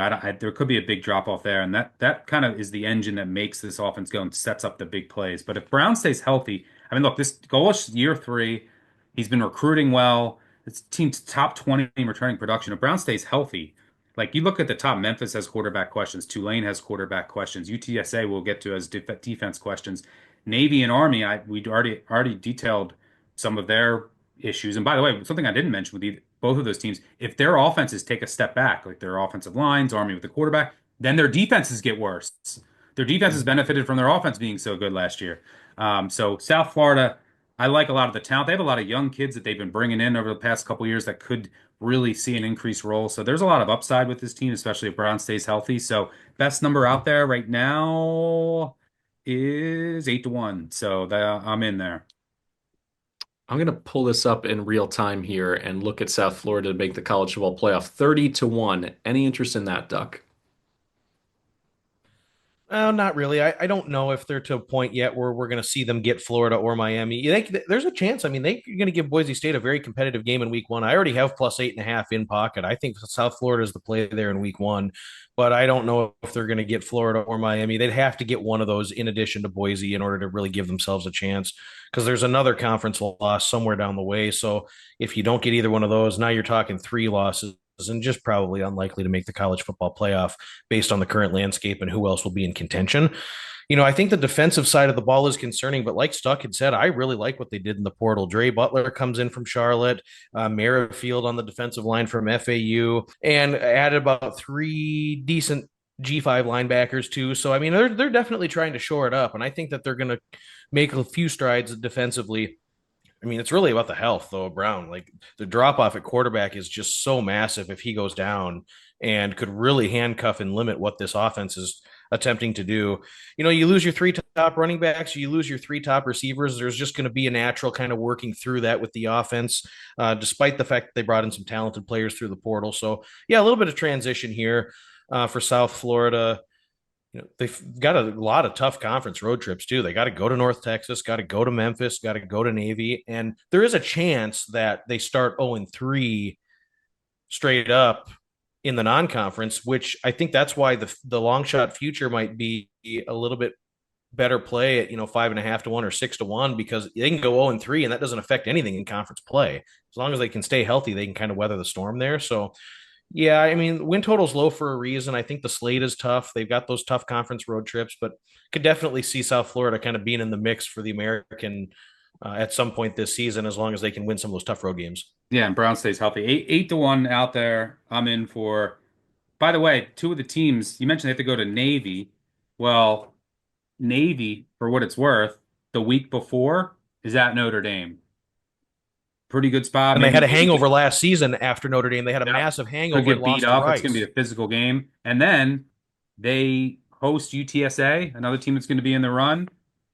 USF has a bye before that week. UTSA plays Tulane the week before. So those are 2 pretty good spots against teams that are going to be in the mix for a conference championship with them or getting there at least. So yeah, I like USF plus 8-1. How long has this preview been? We're already on our 3rd Owl team. The Temple Owls 3-9 last season, 2-6 in conference play, 100-1 to win the conference this fall. 3.5 is their win total. 7 starters return, 5 on offense, 87th in returning production overall. KC Keeler, what a hire. Every time you think Temple is truly doomed, they go and pull a great coach out of nowhere. Bobby Wallace tried to, basically drive this team into the concrete AstroTurf at the Vet. Then they turn around and they get Al Golden. He turns them into winners. Steve Adazio, guys being dudes. He leaves for BC. They nail the Matt Rule hire. And now they're teetering on irrelevance after Rod Carey and Stan Drayton failed and they land KC Keeler. So great job for a program that, at least on paper, shouldn't be all that enticing when you look at the landscape, geographically of the American, to be able to recruit in a city like Philadelphia, to not have an on-campus stadium, all of these things that are usually counting against them, they're still able to get a great coach, and that can help them, kind of flip the tables here moving forward in the American. He's won 2 National Coach of the Year awards, a pair of FCS Division I AA national titles. He successfully transitioned Sam Houston up into a 10-win FBS program last year. Just a home run hire any way that you slice it. Will they overachieve and flirt with bowl eligibility this year? That could be a little bit much in terms of asking for a miracle in year one. He does have 4 starters to work with on the offensive line. Tyler Walker comes in from Montana State as his play caller, and his offense last year with the Bobcats was electric, averaged over 40 points per game and close to 500 yards total offense. Evan Simon or Giovanni McCoy, I think they're going to go with McCoy to use him the way that Walker used Tommy Mellott last year. Mellott won the FCS Heisman, so I think it's going to be a better fit. I think there's a reason why they target him. Jay Ducker could also get 20-plus carries in this offense as they, try to shrink down the game and protect their defense. because the defense was bad last year, and I don't see the pass rushers materializing in year one. They really need Jalen Stewart to be a tackling machine for this to be anything other than a bottom 20 run defense. Maybe a team I can play, catching a lot of points, maybe cashing some overs. I got to see how fast they want to play. I got to see their run pass ratio because they could go in a couple different directions depending on quarterback play. It's a pass for me, but I'll kick it to you first, Duck, in terms of what you're seeing with the Owls. The change in scheme offensively for Temple is going to be significant. We're going to see power spread. We're going to see Tyler Walker, who comes in from Montana State, 68% run last season. We're going to see a lot of 21 personnel, some 22 personnel. We're going to see some tight ends, some big bodies, just a different type of system than what they ran last year under Stan Drayton. Tyler Walker, when he was at Montana State last season, ran almost 37 seconds between plays. They were a very power run team, but they methodically moved the ball down the field and they took their time offensively. And I assume that Keeler will adopt that sort of strategy to try to protect that defense. So I think we'll see some unders early with Temple in their first couple games of the season.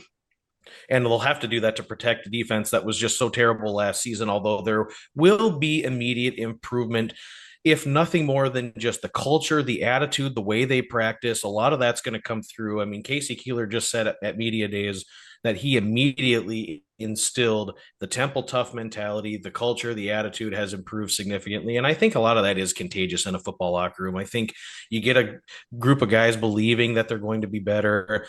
And we could see it early in the schedule as they go to UMass and then host Howard. So, I mean, I think there are some opportunities for Temple to get wins. And I think as long as they can get the scheme offensively up and running with the offensive line, offensively, they could be okay based on what we want. We might not see a ton more scoring, but we'll see the run game hit. We'll see them extend the chains. We'll see them stay on the field. You know, Keeler said that his offensive line in the spring improved from practice 1 to practice 15 more than any offensive line he's ever coached. So some of that could be coach speak. Some of it could be real. He likes the group of guys he has along the offensive line, even though some of them don't grade out exceedingly well. I think that he's got a bunch there on the O-line that he believes in, and that's good enough for me, at least offensively.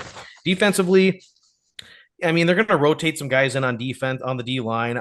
I'm not positive that there's any real resemblance of a pass rush. Last season, it was just so bad. The Havoc numbers, 14 sacks, 46 tackles for loss, not nearly enough pressure. They're going to have to get a little better there in order to just provide a little bit of relief to the back end because the secondary at times got torched. So Brian Smith comes in from Rice, and he was the defensive coordinator that really shored up the Rice pass defense over the last 5 seasons. If you go back and look at the Rice metrics, they improved incrementally year over year over year in the pass defense numbers.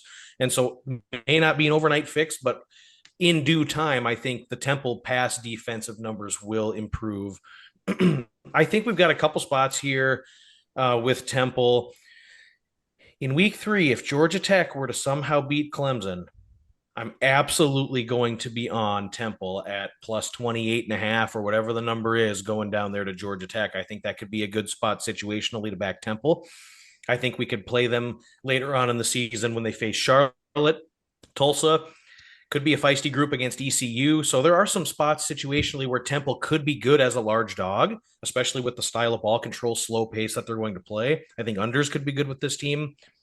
Maybe not enough for me to go over the win total, but certainly a much improved group this year, I think. Just simplifying this, Stuck, to get you in here. You get an offensive line that apparently the head coach already trusts. You have 2 really good play callers on both sides of the ball and a desire to shrink these games down. Does that automatically, if you throw out all the other variables, and there's a million variables for these G5 teams, does that make them an interesting team anytime they're catching points? Yeah, that Georgia Tech spot call out is very, very sharp by Duck because that, especially, you know, if they beat Clemson, and I think they're going to have a good shot to do so. Our ACC preview coming up soon. That's a game, you know, I would love to get over 4 touchdowns. I think I projected, I don't know, just under. Those are 2 teams that want to shrink the game playing each other. So getting that big number would definitely be intriguing. My numbers say over by a little bit, not enough to get involved. Because the schedule is tough too. Because they didn't win the lottery. Outside of the game against Howard, all of their easy games are on the road. And then what do you think of UMass, Charlotte, and Tulsa, the new coach teams? Because those games are on the road. That's pretty much what their win total is going to come down to because their home slate is tough. You got Oklahoma, UTSA, Navy, ECU, and Tulane. They didn't get any of the. I mean, it's not like Temple has a great home field advantage, but you would rather have some of those games against the lower level teams in this conference. Playing them in Philly would be more preferable than playing some of the top teams. I think that McCoy's going to win the job as well. I'm not the biggest fan. They want to run the ball. I'm not sold on the offensive line. We'll see. Also, the receiver group, like who is going to step up? There was this receiver room. Oof. I mean, they lost Allen and Wright. Wright was such a stud. I mean, the receiver room looks really rough. The offensive line was so bad at run blocking, and that's like what they want to do. But yeah, I agree. They want to be a ball control offense. The defense, I mean, it's amazing how bad their D was last year, but their D was also bad because the offense was so bad. But they lost Thomas to NC State. They lost Black, their other defensive end, to the Ravens. And then the secondary, losing Johnson really hurt. He went to NC State, their cornerback. This cornerback room, who's playing corner for this team? Like D2 guys? So cornerback and wide receiver, oof, look really rough. That's my two biggest questions on this team. My projections, small, lean to the over. I'm passing, but I agree with Duck. There'll be some times we can back the Owls throughout the season. I don't hate like under week one against UMass either, because I think the biggest question on the team, the defensive line lost some guys, but they have some decent depth there. They also lost all their linebackers, but I trust their front seven a little more than the back. And it's not like UMass is going to light them up and take advantage of their corner group. So, uh, and I think that UMass can have a decent defensive line. Whatever, I'm getting ahead of myself. Don't mind those looks, but No, it's good though because I have UMass Temple written up in the Action Network app, so I like that. I like UMass Temple under. I already wrote that up. Nice. All right, Green Wave time. Tulane 9-5 last season, 7-1 in the American. Lost to Army in the AAC title game. Got drilled by Florida in the Gasparilla Bowl. Plus 340 to win the conference this fall. Win total sitting at 8.5. 5 starters returning, 2 on offense, 3 on defense. 70th in returning production. So much big headline talent left. Darian Mensah gets his bag at Duke. Mekhi Hughes leaves for Oregon. 8 starters on defense gone, but they portal in 34 3-star recruits. They added Caden Samanza, who I like a lot more as a backup now that Jake Retzlaff is on his way to the Big Easy. Retzlaff had bright spots last season, but he needs to be more accurate, needs to cut down on those turnovers, and continue to threaten teams with his legs. All that being said, an upgrade that I think smooths out the loss of Mensa a little bit, to at least to a certain extent. All 4 co-coordinators are back, which is nice from a staff continuity perspective. I'm just not in love with the game-changing potential talent on the perimeter on either side of the ball. They want to run the ball, but they have to replace 3 starters from a really good run-blocking unit. Mo Westmoreland could be the savior on the edge defensively, but they're betting on a transfer to Pop and the D-line in general. I'm a bit worried at cornerback. They may need transfers from both Albany and Wofford to start for them, which, when you look at their overall talent in the last 3 years and all the success they've had, to be able to drop down the FCS level and really need this wouldn't be a nice to have. This is kind of a must have for them, is a bit concerning. Duke and Ole Miss, they catch early. They got, a stretch of passing teams to face in conference at UTSA, at Memphis, FAU in a 3-week stretch. This defense could get lit up in the back end. Given what they lost, I think they deserve to be able to say 8-4, 6 conference wins. Hey, successful season, let's celebrate. But that would be under on the win total. The plus 340 to win the conference says like you need to be in it the whole way, if not getting there in terms of the expectation. So I just think that the bar has been raised so much in New Orleans that all of a sudden an 8-win campaign is kind of lackluster. I just think they have too many playmakers to, replace and address all at the same time. And I'll go to you first, Duck, in terms of Retzlaff. The news and the circumstances of him leaving Salt Lake City are kind of a circus on their own. But where are you on him as somebody who can be essentially a playmaker to raise the play of every single person around him and to be able to give them a little bit more to prepare for? Or do you think he's just more of like a turbo version of a game manager? I don't know exactly where I'm falling on him because he had his breakout moments last year.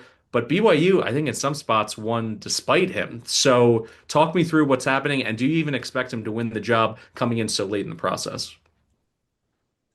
Yeah, the staff made it very clear that he had to get in there and compete for the job, and it wasn't going to be handed to him.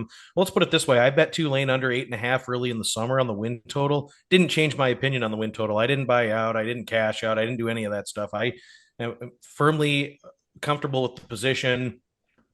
And let's see if he goes out there and wins the job. I think that the real book on Tulane is going to be they lost so much production in the defensive front seven, which really carried their team at times last season. And I'm not sure that they replaced it. I think when you look at guys that were lost, like Fobbs White and Aiden Huntington, Corey Platt, I mean, these are big time players. And then Jenkins. the offensive guys, Darian Mensah and Makai Hughes, are the headliners. But there was just so much lost production. Parker Peterson was a good player. Machado, the linebacker, was a decent player who went P4. I mean, there's just a lot of holes now defensively for Tulane that you really have to shore up. And these are veteran, experienced players that are now no longer there. So you're retooling a lot defensively, which was kind of the crux of your team. And when you were playing up in competition, it was that defense that you could rely on at times. Well, now you got three P4 teams on the schedule in the non-conference, and I'm not so sure that that's going to play out the same way that it has over the last two seasons.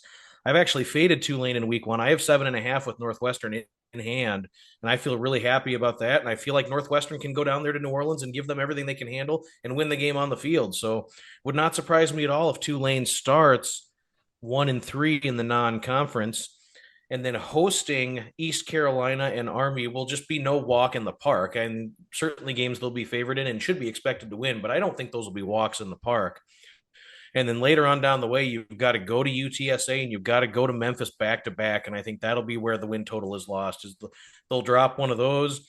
We'll find maybe another one down the way, but I'm exactly where you think. I think this is an important hook. I think this is a team that can have a very successful season. I think they can be kind of in that top 3 or 4 in the American this year. Maybe they don't make the conference championship game, but they're still having a very good year.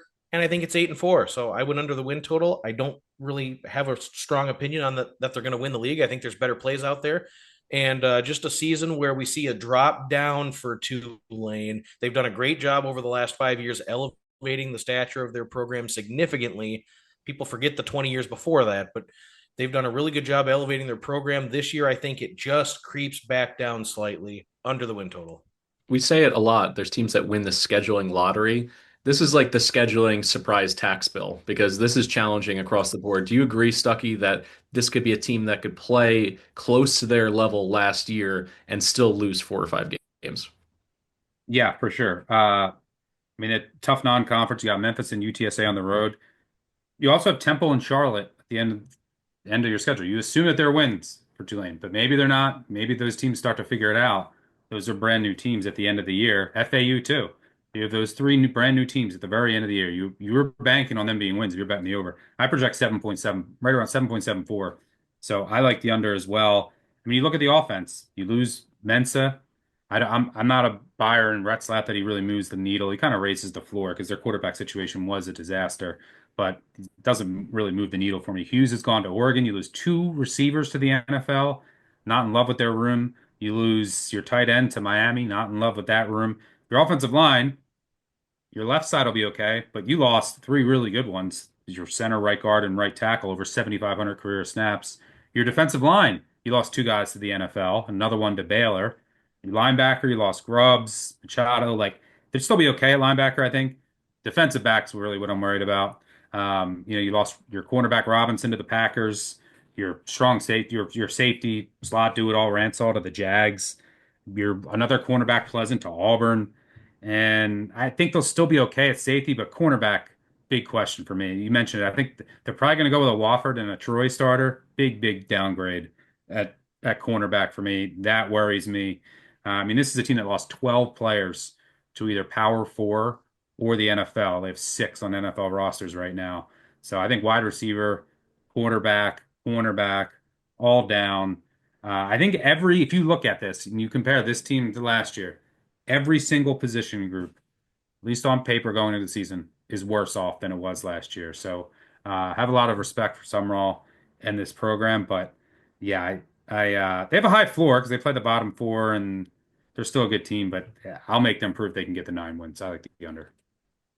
It's Tulsa time. The Golden Hurricane 3-9 last year, 1-7 in the American, 75-1. No thanks to win the conference this year. Win total at 3.5. Six starters returning, three on each side. 94th in returning production. I'm gonna stick my neck out here. There's a lot of new hires across the G5 that I can talk myself into. I'm out on Trey Lamb from day one.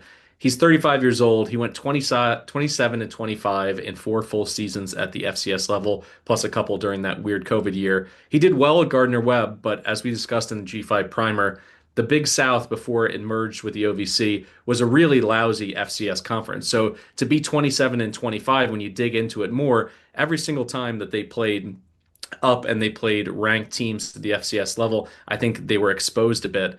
And I just think he needed to go the coordinator route at the FBS level, build a little bit more experience, understanding of what it takes. Because, when you look at what they did, they just outscored people in his time at Gardner Webb. I don't see that from this offense, at least in year one, because we got Kirk Francis. His QBR was 27.7 last year, 125th in the country of qualified quarterbacks. I don't think they're cut out to be, having their offense bail them out in this year. And then their defense returns three starters from a unit that gave up just about 500 yards per game last season. That's 132nd. Abilene Christian is in the opener, but they're an FCS playoff team from last year. Then they traveled to New Mexico State, which is a winnable game, but you absolutely 1,000% need them to get those two if you're even thinking about going over on this number. I hope they win both. Then I'm just going to unload on them really for the next month until the market catches up on them because five of the six top finishers in the American last year await them on their conference slate, as well as a trip to Stillwater to play Oklahoma State, a home tilt with Oregon State. I see 2-10. I'm going under on this one. I know you have to pony up from a juice perspective. Last I saw it was minus 150 to go under the 3.5. I would bump it down to 3, have a push on 3 because I think 2-10 is where this is going to head. Duck, we've discussed this before in terms of Lamb and this fit and what they're trying to do offensively. I don't see it in year one. Has anything changed for you since we recorded about a month ago? Not really. It was so disappointing to see this Tulsa team completely quit on the season after the ECU loss last year. The attitude, body language, the effort, it was like totally checked out, like did not give a shit. What was also really stunning was how bad the defense was. 5.8 yards per carry in league play. They allowed 66% completion percentage with 38 touchdown passes against last year. Only had 19 sacks registered. 7 times last year, Tulsa surrendered 45 points or more. It was just so bad. It was way down there with Utah State and New Mexico at the very bottom of the barrel in FBS. They did portal in some guys defensively at defensive lineman and linebacker, and those units could be a little bit stronger maybe than what we saw last season out of Tulsa. It's marginal improvement. Secondary is totally of concern for me and still bad. I don't like what they're going to roll out there for the starting platoon. I don't think it's going to be enough talent to really affect improved margin in the pass metrics or in the win-loss record. They're going to play fast offensively with this Trey Lamb system that they're going to roll out there. But instead of the consistent vertical shots that we saw from previous regimes, we're going to see some smash mouth ground game. They're going to use some heavier set formations. They'll still be in the gun and try to use some spread, but we'll see a tight end or two in some of the formations. They do have a couple backs. Jay Allen is a pretty decent back. Sevion Morrison comes in. Dom Richardson comes in from Baylor. So they do have some talent in the running back room, which could, if the offensive line gets shored up, maybe they stay on the field a little bit to protect that defense and kind of hang in there a little bit against lesser opponents. Jeremiah Ballard has a lot of pressure on him. He has got to step up in the receiver room like he did at UTEP because last year he completely disappeared. The O-line, who knows what they're going to be. It's kind of a hodgepodge here. Really, it would be stunning for this offensive line to get up to mediocre, which would be up from bad. So, I don't know. I think defensively, they're just way behind in third down execution, red zone performance, limiting explosive plays. It's just the defense is not there. The schedule is tough as well. I think right away you got 6 games that you're just not going to compete in. Army, Navy, Tulane, Memphis, you're not going to compete in. Oregon State and Oklahoma State, you're kind of behind the 8 ball. So you're really limited in your shots on goal for trying to accumulate wins. I think they get the first 2. I think they get Abilene Christian and New Mexico State. I hope they win those 2 games convincingly because in week 3, it's a major, major fade for me when they take on Navy. They actually catch Tulane in a bad spot for Tulane. So in that situation, if they're catching 25 or so at home, I could maybe sniff around and take a shot on Tulsa against the number there in week 5. But it's kind of fade city the rest of the way. ECU, I think, will be a fade. FAU game will be a major over for us. Oregon State will come in there and probably beat them up. So I think that this hire could work long term if given some patience and some tolerance to a couple of losing years. But this is a true year zero. It's a reset. They're trying to implement new schemes. I don't think they have exceedingly great personnel. Probably be pretty tough to accumulate 4 wins here for Tulsa. Yeah, college Kirko Chains, he's immobile in the pocket. I think he's going to get benched. I think they're going to go with another option, and I think they're going to get their doors blown off. This is the one team in the American I am so far down on. Are you seeing any positivity right away in a year zero Stuck? I am. I kind of disagree with you guys. I mean, look, I think their ceiling is like 5 wins, but 5 or 6. They're not. I don't think they're going to a bowl, but I could see them winning 4 or 5 games. I actually like Lamb. There's a ton of like energy and enthusiasm around him. I think Wilson was the worst coach in college football, so for anyone would have been an upgrade over him. But I think this is a big upgrade. Yeah, they're gonna go. It's air raid. This is Tenny light. Get the ball out quick. They don't need Francis to move. He's just gonna sit there and play point guard. Uh, I like some of their weapons too that they brought in. I know that they lost Benjamin and Williams, the wide receiver, but I like some of the guys they brought in: Booker, Tease, Miller. They got some guys back from last year. There's some talent here. Presley, who was converted from a running, he was at Oklahoma State running. He's a wide receiver. He's going to be playing running back, and they're going to use him all over the field. Keep an eye on that. Morrison and Allen too there. So I think they have some talent. The offensive line is the concern. Uh, could be really bad. They really need the 2 East Tennessee State who came with Lamb and their coordinators. They need the left tackle to hit. Adams, can he step up and be the left tackle? Obviously, a super important position. And then at linebacker, who was an absolute stud of East Tennessee State, Ray Coney. They're going to need him to step up at linebacker. The defensive line lost some players, but like I like that some of the transfers they brought in. They need Turner and Johnson. They came from Pitt and FSU. They need those two to hit. And then their defensive line could be improved. Yeah, their secondary loses everybody. Who cares? This is like one of the worst, historically bad pass defenses. There's still questions there, but they can't be any worse than last year. They had some young guys who got playing time last year. There's a lot of injuries, and they brought in some transfer portal. Still major questions, but I don't think it could be a lot worse. So yeah, they do face 5 of the top 6 from last year in the AAC. But the questions for me is O-line, back 7 on the defense. But like I wouldn't be surprised if they picked off like Navy 25, Duck. You give me 25 there, I'm gonna take out a mortgage. And yeah, but I mean I'm not my numbers show a little bit of value to the over, not enough to get to the window. Just like again, this team, the depth is super shaky at certain positions. One of the wins like that you want them to get, like UAB at the end of the year. What's UAB's mindset going to be? But yeah, there's a brutal stretch in there. They could get beat up, but I like the hire. The D can't get much worse. I like some of the pieces they brought in. They'll be a lot more fun to watch. And they quit last year. Like the culture, the energy will be much better. So tiny lean to the over, but I'm not going to the window. So I'll root for you guys.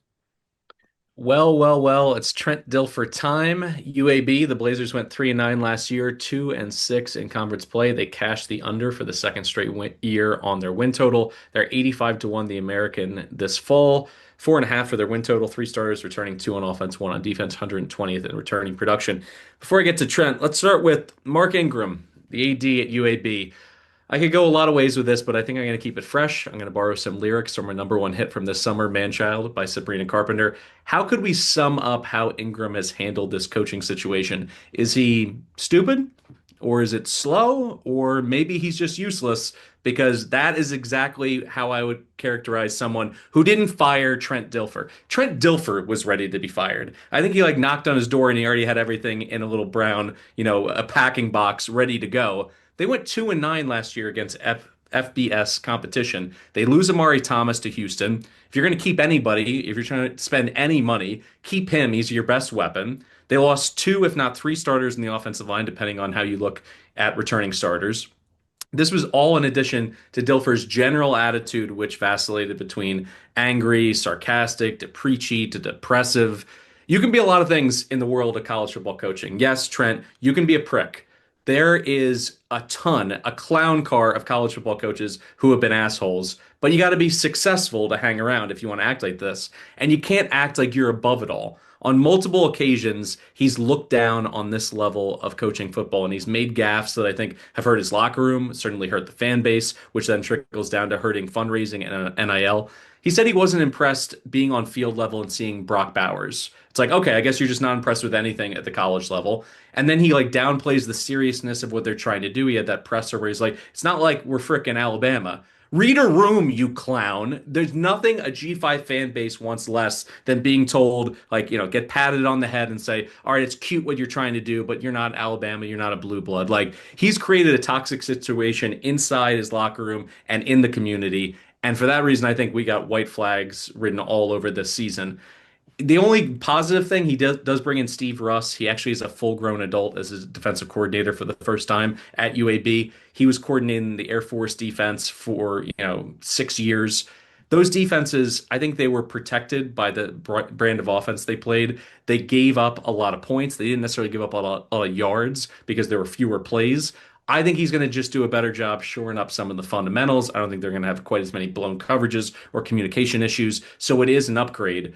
But this UAB defense is almost totally brand new, 114th in returning production. So when people ask me on Twitter, are we fading Trent Dilfer? Hell yeah, brother. We are fading this guy again. They don't have the horses or a unique scheme. I think the defense will be upgraded a little bit. Maybe we're talking about like the 112th defense in the country. But this fade train steams on. We're not stopping for anything. Under 4.5. Let's make it 3 straight unders for Trent Dilfer.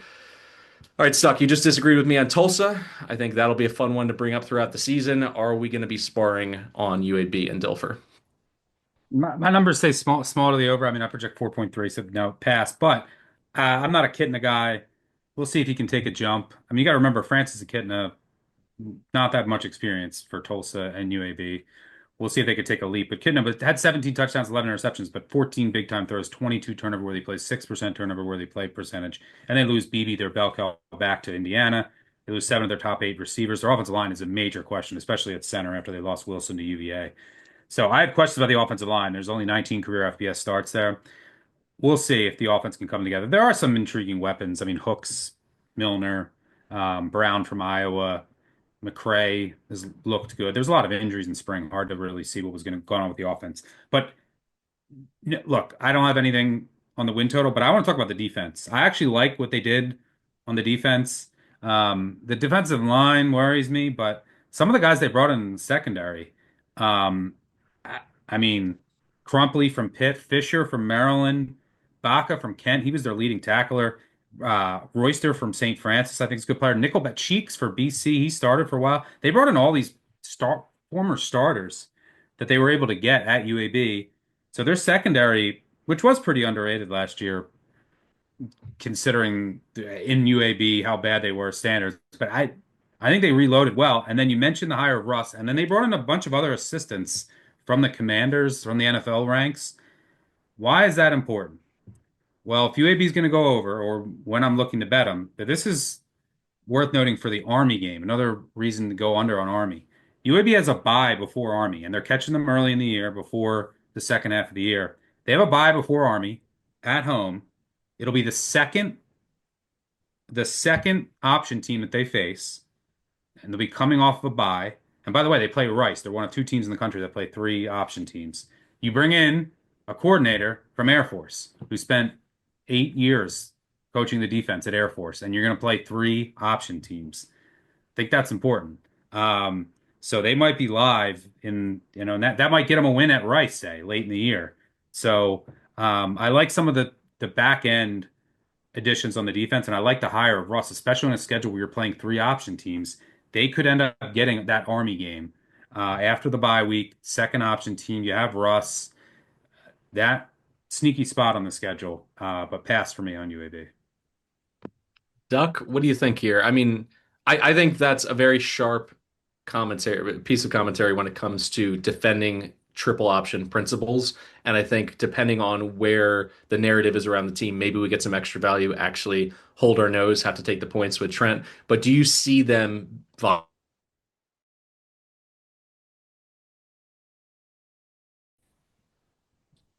Hard to see this team winning enough of the coin flip games in order to get to 6 wins, and a lot of those games are going to be on the road. So at UConn, at Rice, at Tulsa, at FAU. I mean, you'd have to go almost a They're four not at out home clean for sweep any on of the the road. bottom 7 teams in the league.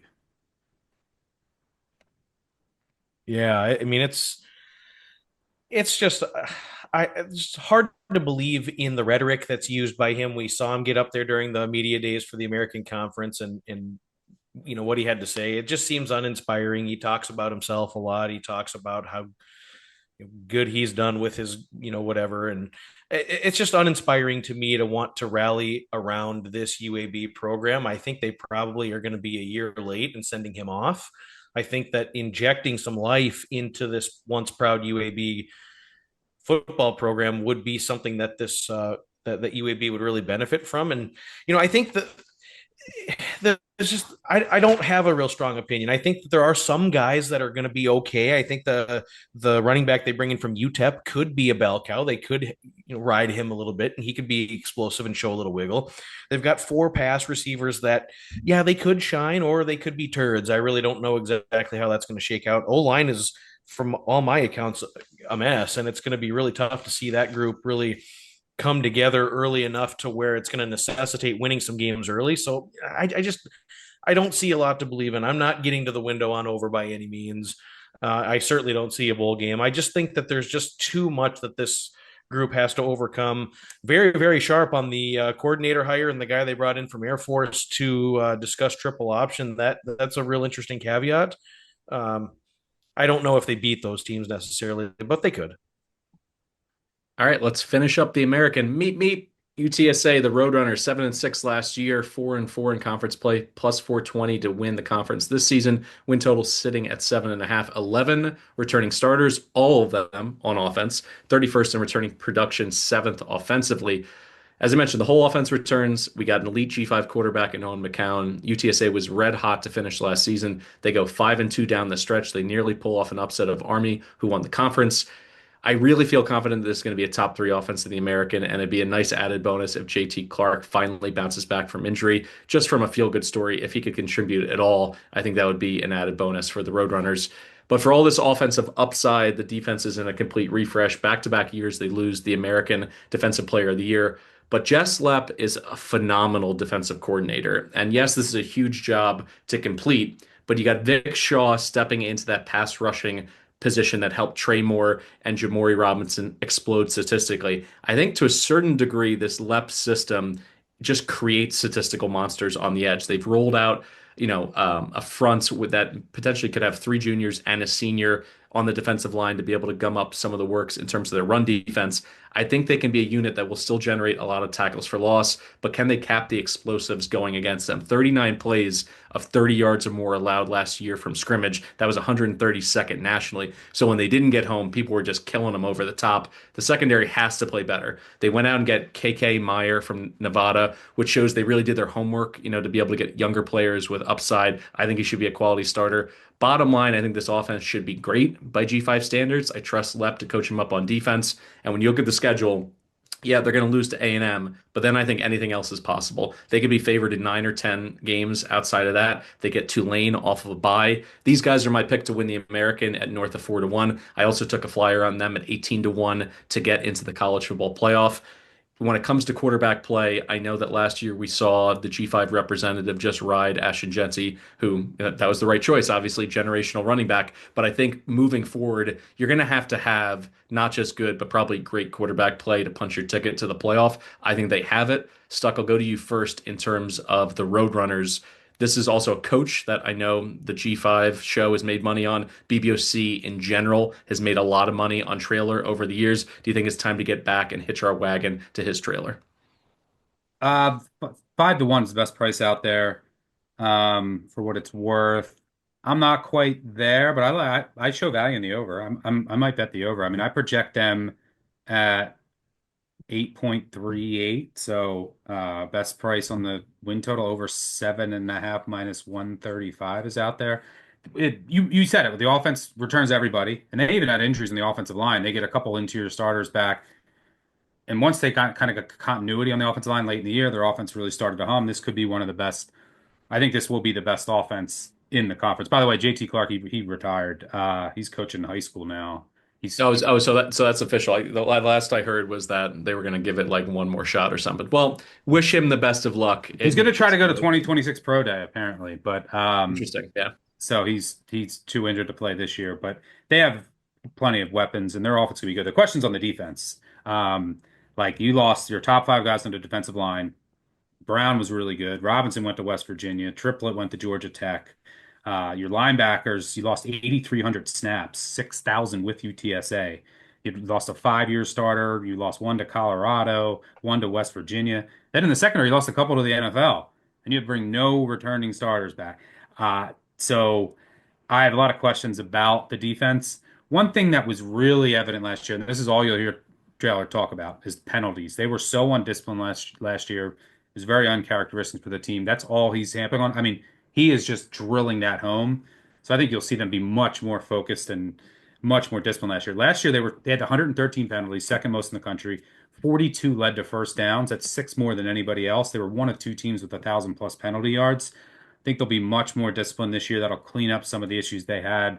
This team kind of started to surge at the end of the year, but it's all about the defense. Will the defense be good enough to balance out the offense? They avoid Memphis, Tulsa, Navy, and UAB in schedule. Trailers 29-3 at home, 16-5 in November. They have an easy road schedule after Texas A&M. You got Tulane, USF, Army late in the year when Trailer really gets going. So yeah, this is set up for a big year. I am picking UTSA to make the conference title against USF. All right, Duck, we're almost out of time, so hit us with your angle on how to play the Roadrunners. Yeah, very solid offensive football team. They're really shored up at all position groups. They have a real luxury at the G5 level with a shored up offensive line with depth that very few teams have. So the other great thing that they have that nobody's talking about, their tight end room is incredible. They have 4 tight ends that are 6'5", 240 or heavier, and they're all pass receiving tight ends. So when I look at that group, they utilize their tight end group in the pass receiving department. Who's covering these matchup nightmares? Texas State, Temple, Rice, Tulane, Charlotte, ECU. Like, who's covering these guys? I just don't see a lot of favorable matchups for the defenses that are on this schedule. And so this offensive system is going to stress weaknesses in their opponent's defenses significantly.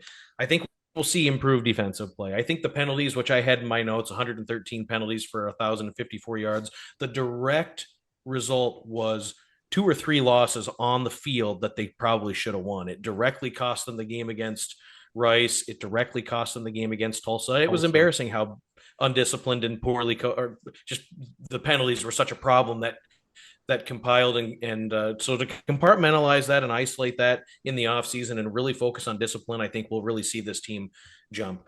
I bet UTSA, bet it at a price that's no longer available, but I bet UTSA to win the conference. I think they have a fantastic chance of running up the wins in conference play and getting to that situation where they're in the game. So I think you figure out what you want to do when they get to the conference championship game, if you want to ride the ticket or hedge and take profit or whatever you want to do, but we're not there yet.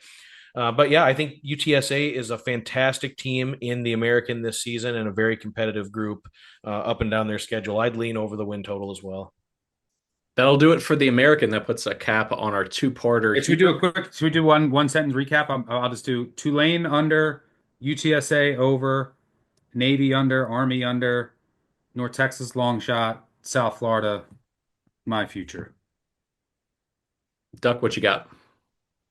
FAU under, Tulane under, Army under, North Texas long shot, UTSA to win the conference. Yeah, UTSA is my pick to win the conference, as I mentioned, in terms of best bet, and I think you can right a lot of wrongs if you hit that playoff number at 18-1. So that's basically it. I just want to put a cap on this two-parter. Also mention that if you're listening, you're looking for the last G5 episode. The next one up is the MAC, and then Stuck and Colin put their big boy pants on and cover every single team at the Power 4 level. That drops next week, and before you know it, we're into week 0. Speaking of week 0, come join us at Joe's on Weed in Chicago, Illinois on August 23rd. Doors open at 11 a.m. You don't have to sign up. Just be there to have some drinks, play some bets with us. Farmageddon on the Emerald Isle, Iowa State, K-State. That's it for us. For Stuckey and Duck, I'm Mike Calabrese. Thanks so much for listening to the Big Bets on Campus podcast. This has been the Group of 5 Deep Dive, and please keep us tuned throughout the preseason because we're going to have more preview content. We're going to have a Heisman episode. We're going to get into every single angle for week 0 as well and drop us a 5-star rating and review anywhere you listen to the podcast. Thanks so much for listening and can't wait to get into another full season with you guys here at BBOC.